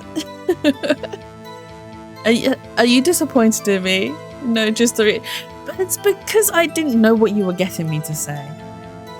But the reaction's run. Run away very quickly. Not that I can run very fast, so it doesn't take much to get away from me. And as Tyria likes to point out, I am short. I could have asked for... No, I'm not reading that one. I'm not reading that one.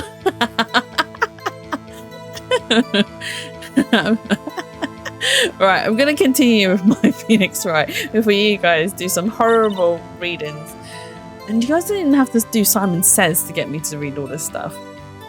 Well, Nick?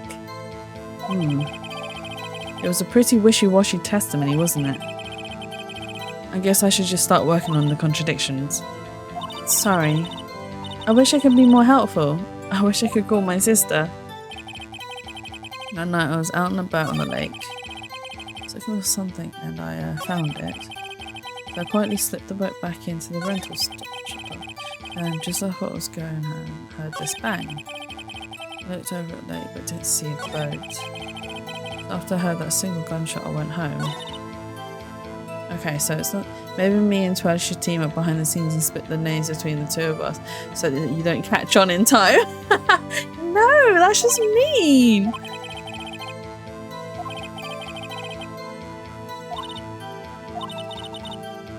Okay, I need to find the contradictions. I was out on the boat in the lake looking for something and I found it.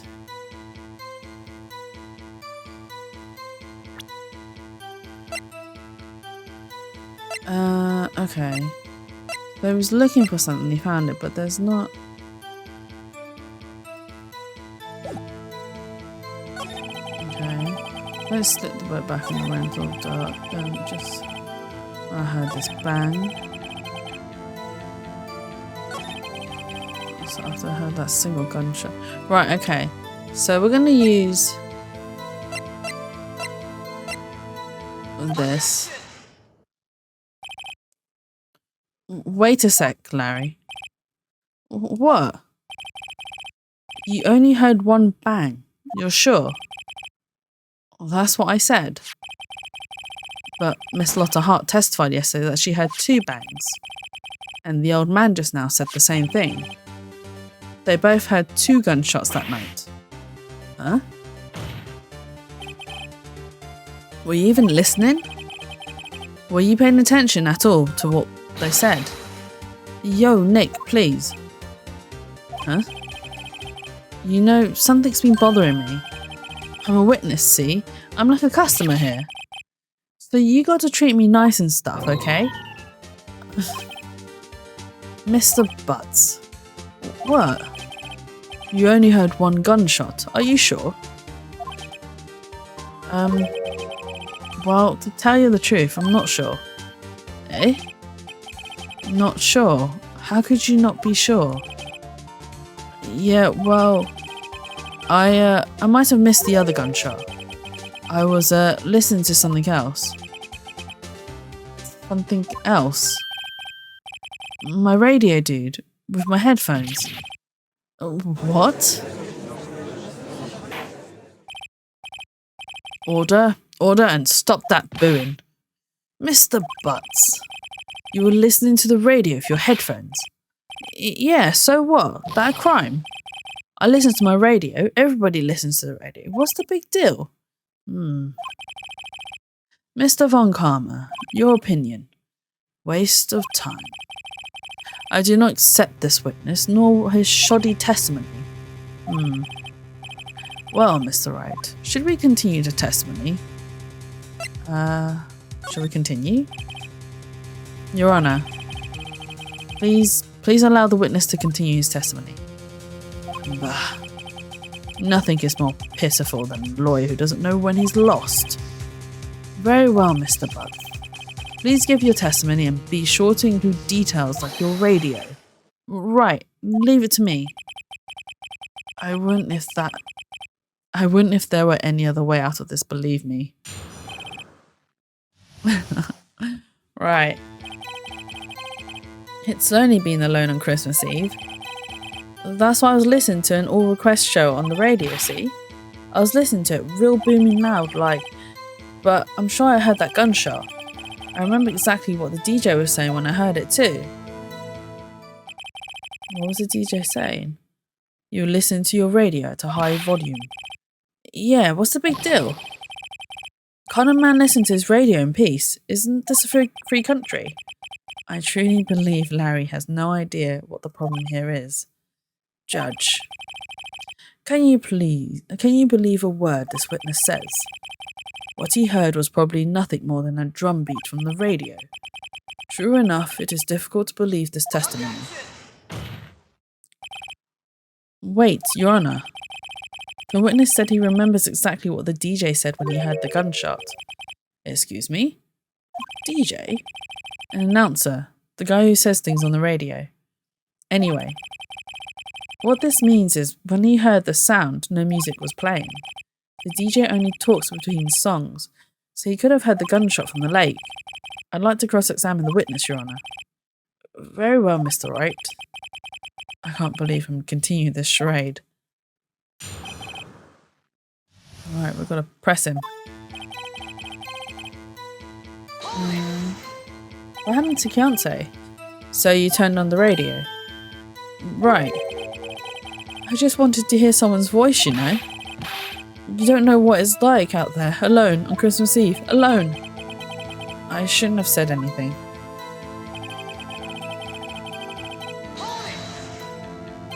Sometimes I do feel bad for Larry, though.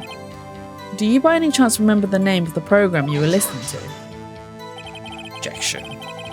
This has nothing to do with the case, Your Honour. Objection sustained. The witness was listening to the radio. That is all we need to know.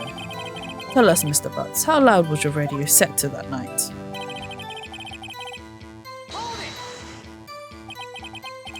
Real booming loud? Yeah, you know. And you had headphones on? Yep. I wouldn't think you could hear anything going on outside at all.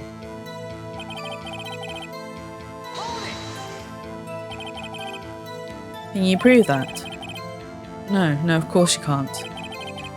Nah, I can't prove it, but I remember that moment real clear. I mean, while I was talking about it, it came back real clear to me, you know? Okay, let's see. What did she say? Mr. Wright, please cease these pointless questions. What possible good could knowing what a DJ said to us? Indeed, Mr. Von Karma has a point. I'll allow the question only if you see some reason why we should care. We should care. We should care, Your Honor. Of course we should. Why? Well, how do you know if we don't ask? Fine. Very well. Mr. Butts, please testify to the court. What was the radio announcer saying when you heard the gunshot? Just when she said, "Hey, it's almost Christmas," I heard the gunshot. Are you sure? Of course I am. She said this real sexy voice. Oh, she had this real sexy voice. Maybe Von Karma was right. I'm not sure how that helped us at all. This is the most ludicrous testimony you have ever heard. But there's one gleaming ray of hope in there. I've got to press it until we get to the bottom of what happened.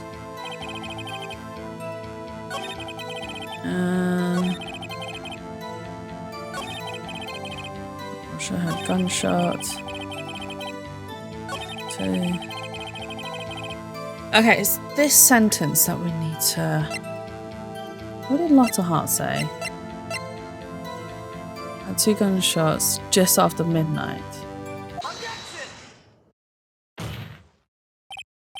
She heard it after midnight. The DJ saying it's nearly Christmas means that it's not quite yet Christmas, which means it was before midnight. Larry, are you absolutely sure what you're saying is correct? Huh? What's with the face? You look scary, dude. Hey, if you're trying to scare me, you better know I don't scare that easy. Is something the matter, Mr. Wright? Your Honor, did you hear what the witness just said? The DJ said, "Hey, it's almost Christmas," when he heard the gunshot. Indeed, and? Almost Christmas means it wasn't Christmas. Do you realise what this means? When he heard the gunshot, it was still Christmas Eve. That would seem to be the case, yes? But that contradicts the 2 testimonies we have heard so far, Your Honour. Both Miss Hart and the old man said that it was after midnight when they heard the gunshots. In other words, when they heard the gunshot, it was already Christmas. This is a clear contradiction, Your Honour. We have the revealing music. Order, order. What does this mean? The 2 prior witnesses heard gunshots after midnight. However, this witness says he heard a gunshot before midnight. Judge, the answer is simple. The current witness is plainly mistaken. Just look at him. Suspicious. What? Well, Mr. Wright, what do you think about Mr. Butt's claim he heard the gunshot before midnight? We're going to believe Larry. Larry's not mistaken, Your Honour. He heard the gunshot before midnight. Intriguing. I'm assuming you have evidence for this wild claim. Show me evidence there was a gunshot before midnight.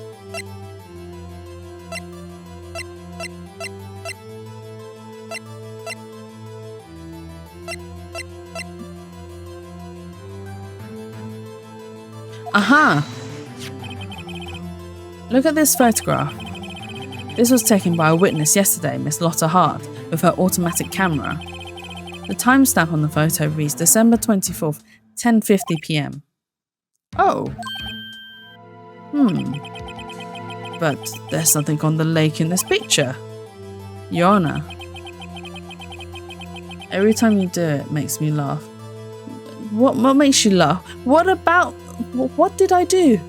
What did I do? What did I do? What did I just do? Did you just clip me as well? Oh no. What did I say?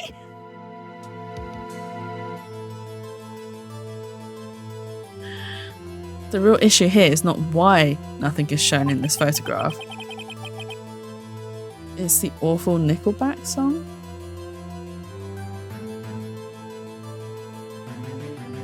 I can't remember the song title. I know which one you're talking about. Oh my god. What's the song title of that?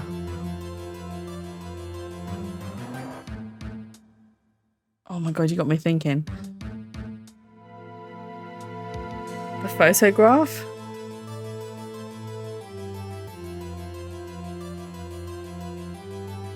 Is it because of the way I say it?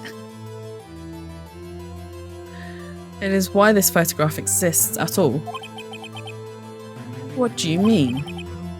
Your Honour, this photograph was taken by an automatic camera.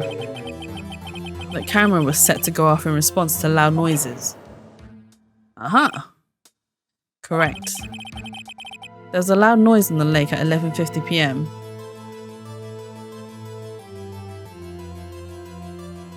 Phoenix essentially said the line before mine. This photograph was taken? Is that what was said? Oh my god. My brain. You're making my brain work too hard. It's past midnight. I'm not usually around online at this time. Take a look at this photograph. Is that part of the lyrics? Oh my god, I can't even remember the song. I'm gonna have to listen to it afterwards. I'm gonna have to be like, wait, is it? Nor am I. You're just here to laugh at me saying, take a look at this photograph. Is that it? Is that it? I see. It's because I'm still streaming, so you thought, let's bully Jatsu. No, don't spare your ears.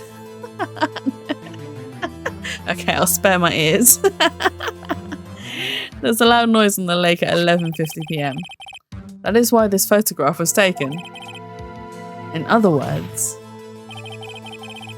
when Larry heard that gunshot, it was most definitely still Christmas Eve. Indeed, it would seem that it is the case. Then, where does this leave us? Miss Hart testified that she heard the gunshot after midnight. Are you claiming she was mistaken? Not at all, Your Honour. It is a fact that the camera also triggered at 15 minutes past midnight. Your Honour, that night there were 2 sets of gunshots with a 25-minute pause between them. Dun dun dun! Why would this be? Don't be fooled, Judge. That camera was set to respond to loud noises, yes? There is no proof that the loud noise at 11:50 was a gunshot. Why, the witness could have sneezed, triggering the camera. Hey, my nose was clear that night, man. Clear. Well, Mr. Wright, there's no turning back now. Can you prove that the loud noise at 11:50 was indeed a gunshot? Please show the court evidence if you have any. Yeah, the gun. Fired 3 shots. Take that. This is my evidence. The murder weapon? Something about this pistol was bothering me, Your Honour. Both the witnesses who testified yesterday heard 2 gunshots. However, the murder weapon was fired 3 times. And when then was the last shot fired? Only now I realise the truth. The 3rd shot was the shot Larry heard just before midnight. Order, order. That would make sense of the evidence we've seen so far. However, this leaves me wondering exactly what did happen that night on the lake. Exactly. If this is true, there were 2 sets of gunshots separated by 25 minutes, one at 11:50 after, another at 50 minutes past midnight. Why, I ask you, why? Uh-oh, I better think of something quick. Wait a second. Gunshots separated by 25 minutes. What's wrong, Nick? I have it. I have it. Huh? Remember the case of the Steel Samurai? Huh? Yeah, of course, I remember. The murderer in this case had the same idea as the murderer in that case. What do you mean? Maya. Yes? If we don't figure this out now, we'll never overturn Edgeworth's guilty verdict. I've got a hunch. I'm going to run with it. Right, I mean, is this safe? Safe? We've already gotten a guilty verdict. We have nothing to lose. You just watch and let me know if anything that sounds fishy. If I say anything that sounds fishy, okay? Right, Nick. Your Honor. Yes, Mr. Wright. The testimony just now has cleared up this entire case. Dun dun dun! What do you mean, Mr. Wright? So you finally realised the truth. There can be no other murderer here than Miles Edgeworth himself. Wrong, Von Karma. A man was shot that night, but it wasn't Edgeworth who did the shooting. Listen, rookie. Take a deep breath and consider the facts. At the time of the murder, one boat was on that lake. This was shown by the witness's photograph. The defendant, Edgeworth, and the victim, Robert Hammond, were on that boat.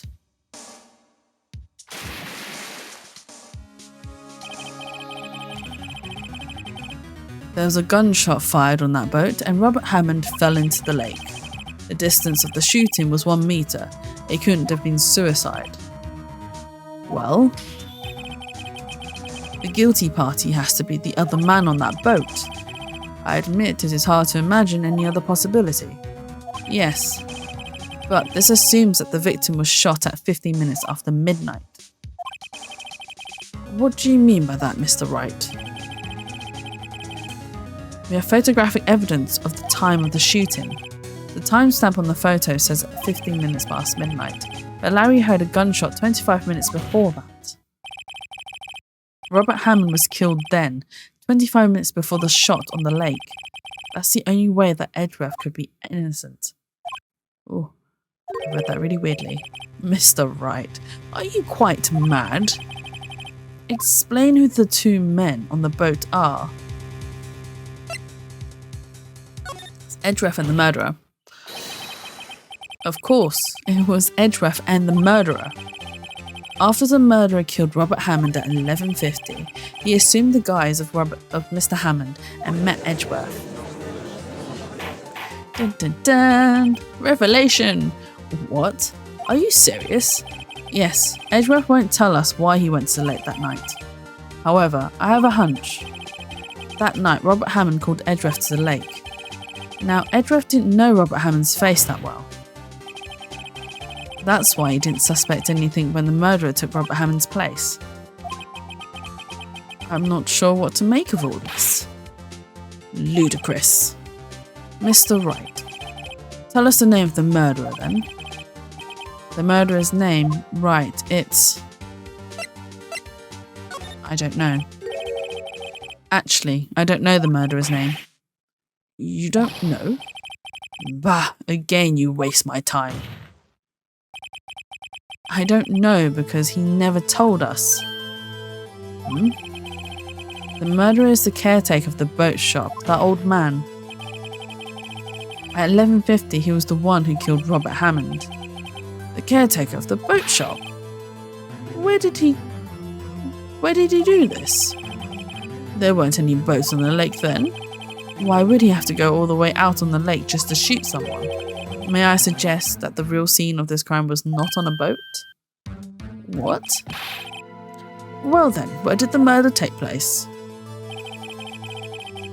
Judge where the murder really took place. Could have taken place in the boathouse.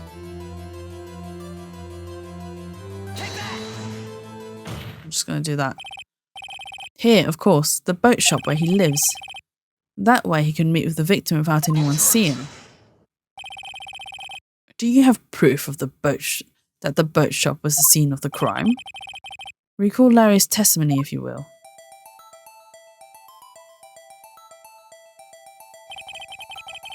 That night he was out on the lake in a boat searching for something.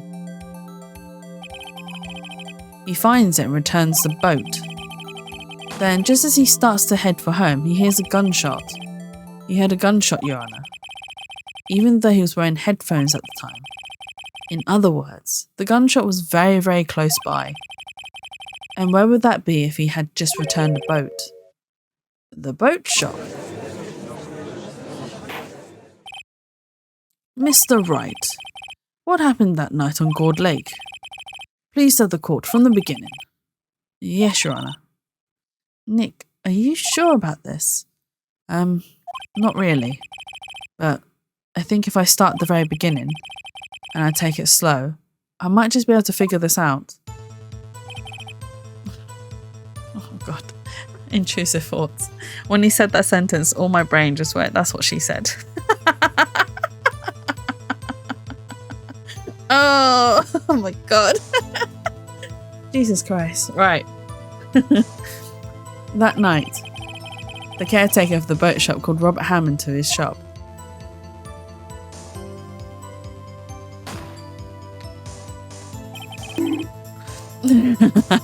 Thank you for the bonk. It's late at night. Intrusive thoughts are more likely to happen. We all know this. This was around 11:50. That was when the gunshot that Larry heard was fired. After that, the caretaker put on Robert Hammond's coat. He became Robert Hammond. Then he got in the boat with Edgeworth and went out into the middle of the lake. Then who fired the pistol in the boat, Mr. Wright?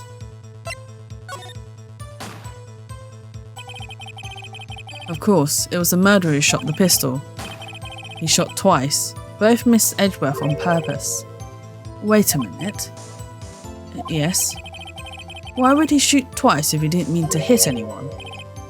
Details. Know this, Mr. Wright. The moment you run out of explanations is the moment you lose. Tell us why the murderer had to fire twice. To create a witness. I believe he shot twice to create a witness, Your Honor. Create a witness? The murderer lifts his pistol and fires one shot. That ensures that anyone who heard the shot would look at the lake. Indeed, Miss Hart did exactly that after hearing the first gunshot. Next, the murderer waits a bit and he fires again. Then, it's getting quite late, so I need to think about sleep. Have a good rest of the stream. Enjoy your break. Merry Christmas. But I'll also say that in the spot. Thank you so much for stopping by, and thank you so much again for the raid, Horror. It's been amazing. And also, please also have a lovely Christmas yourself. I hope it is wonderful and amazing, and also the New Year's too. And yes, I will also be sharing my well wishes over on the spa later myself. But yes, please get some good rest, and I hope you have lovely sweet dreams about Nickelback and all the photographs. I'm sorry. I don't really hope you dream about Nickelback.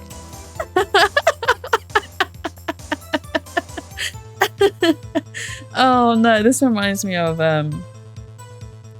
so one of my besties, I call them every single day after work, so we're like on the phone, and a lot of times he says something to me and then I'll just be like, well, I hope you slip and shit yourself, basically.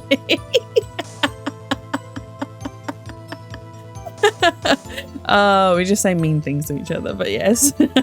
I hope you don't dream of Nickelback, but I do hope you get some good rest, and I will speak to you later in the spa.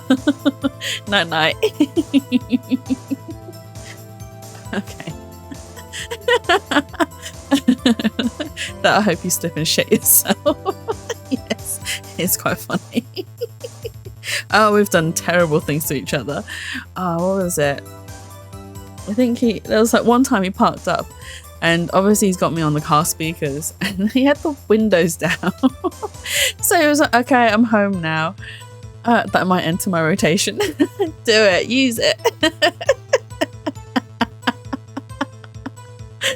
But yeah, he had his car windows down, and then he was like, right, I parked up, I'm going home now. I'm gonna go into the house. I said, all right, enjoy your poo. Enjoy your poop. And then just as I said that, a lady walked by, and she obviously It just gave him the dirtiest look.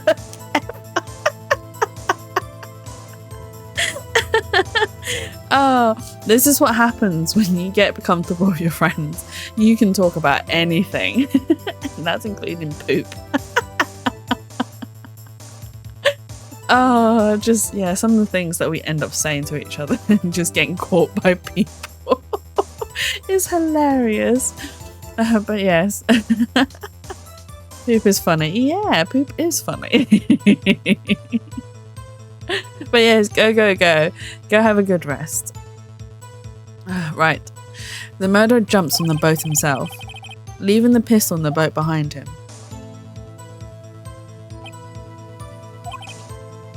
I see. To someone looking from the edge of the lake, it would appear that one of the men on the boat had shot the other. The murderer didn't know about The murderer didn't know about the automatic camera, of course. That's why he shot twice to draw attention to the boat.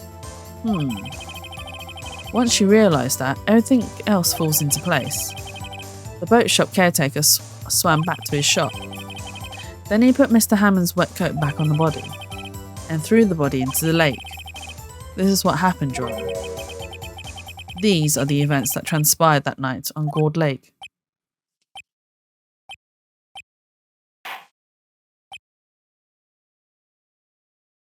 In my D&D group last night, my changeling player was talking about if they could turn transparent, and I asked if that would work for their organs too, and if it would just look like a pool of urine and turds floating in space. Oh no. Well, wouldn't that technically still be invisible though? Because it's still inside you. So if your organs and stuff are invisible, then it's encompassed, well, enveloped by your organs. So therefore, because it's not like partially enveloped by your organs. It's funnier the other way. Okay. Okay. Bailiff, bring out the witness from before. The boat shop caretaker, quickly. Oh, I think we might actually continue. Well, an ad interrupted now. Very well. While we are waiting for the caretaker, I would like to ask the defendant, Miles Edgeworth, a few questions. Mr. Edgeworth, please take the stand. Mr. Edgeworth, you heard what the defence has said? Yes. Well, why did you go to the lake that night? What Wright has said was mostly correct. Astonishing so, actually. Yes. Several days ago I received a letter. The letter was signed Robert Hammond. He asked me to come to the boat shop by the lake at midnight on Christmas Eve. And I'm back. I let it run so you can get the 7 cents or whatever it is. Good night. Oh, thank you so much. You're so sweet. Bless you. But yes, good night. Sweet dreams. He asked me to come to the boat shop by the lake at midnight on Christmas Eve. He said he had something very important to discuss with me. Something important? I'm sorry. I can't say what it was. Your Honour, sir. Bailiff, we are conducting the trial here. I ask that you remain quiet. The witness has disappeared. He isn't at the boat shop either. What? What should I do? Find him, quickly. We cannot allow him to get away.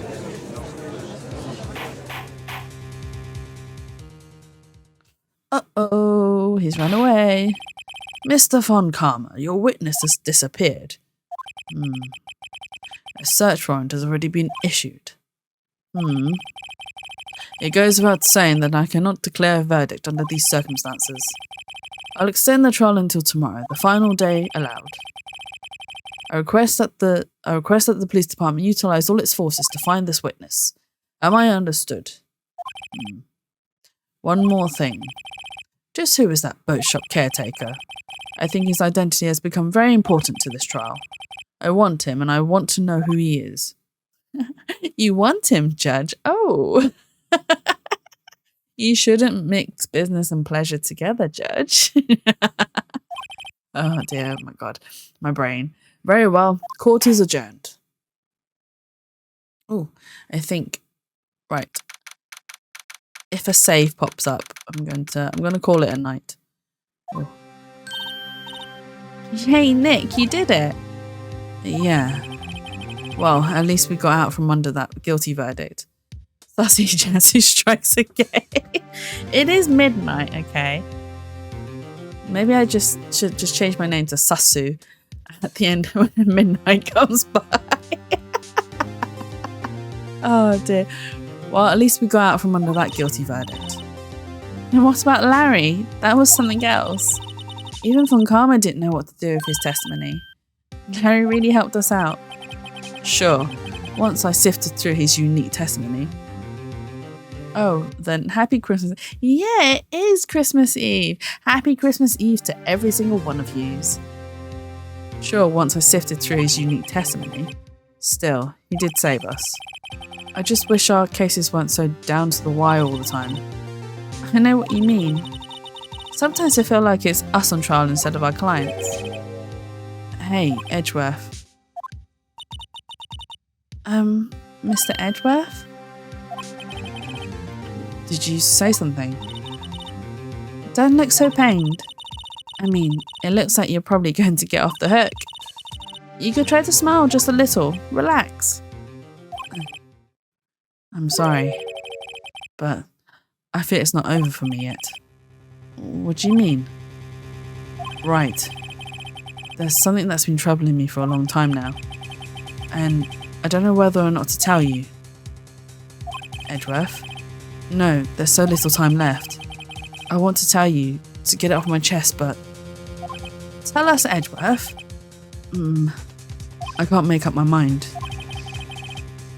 What is this about, Edgeworth? It's a nightmare I've had. A memory of a crime that I committed.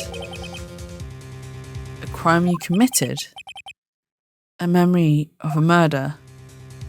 Oh no, look at his sad face. To be continued. Okay. Yeah, I'm going to call it a night as well because I'm getting really tired. Okay. Yes. Okay. Right. Let me move us back to just chatting. Thank you so much for joining me today, though. Very much appreciated. But, haha, here's some music. Let me see, is anyone that I know that is streaming?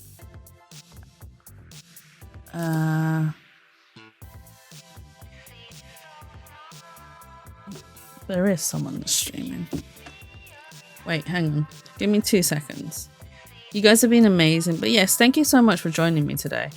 It is, like I said, the last stream before the end of the year. I don't think I'm going to send a raid.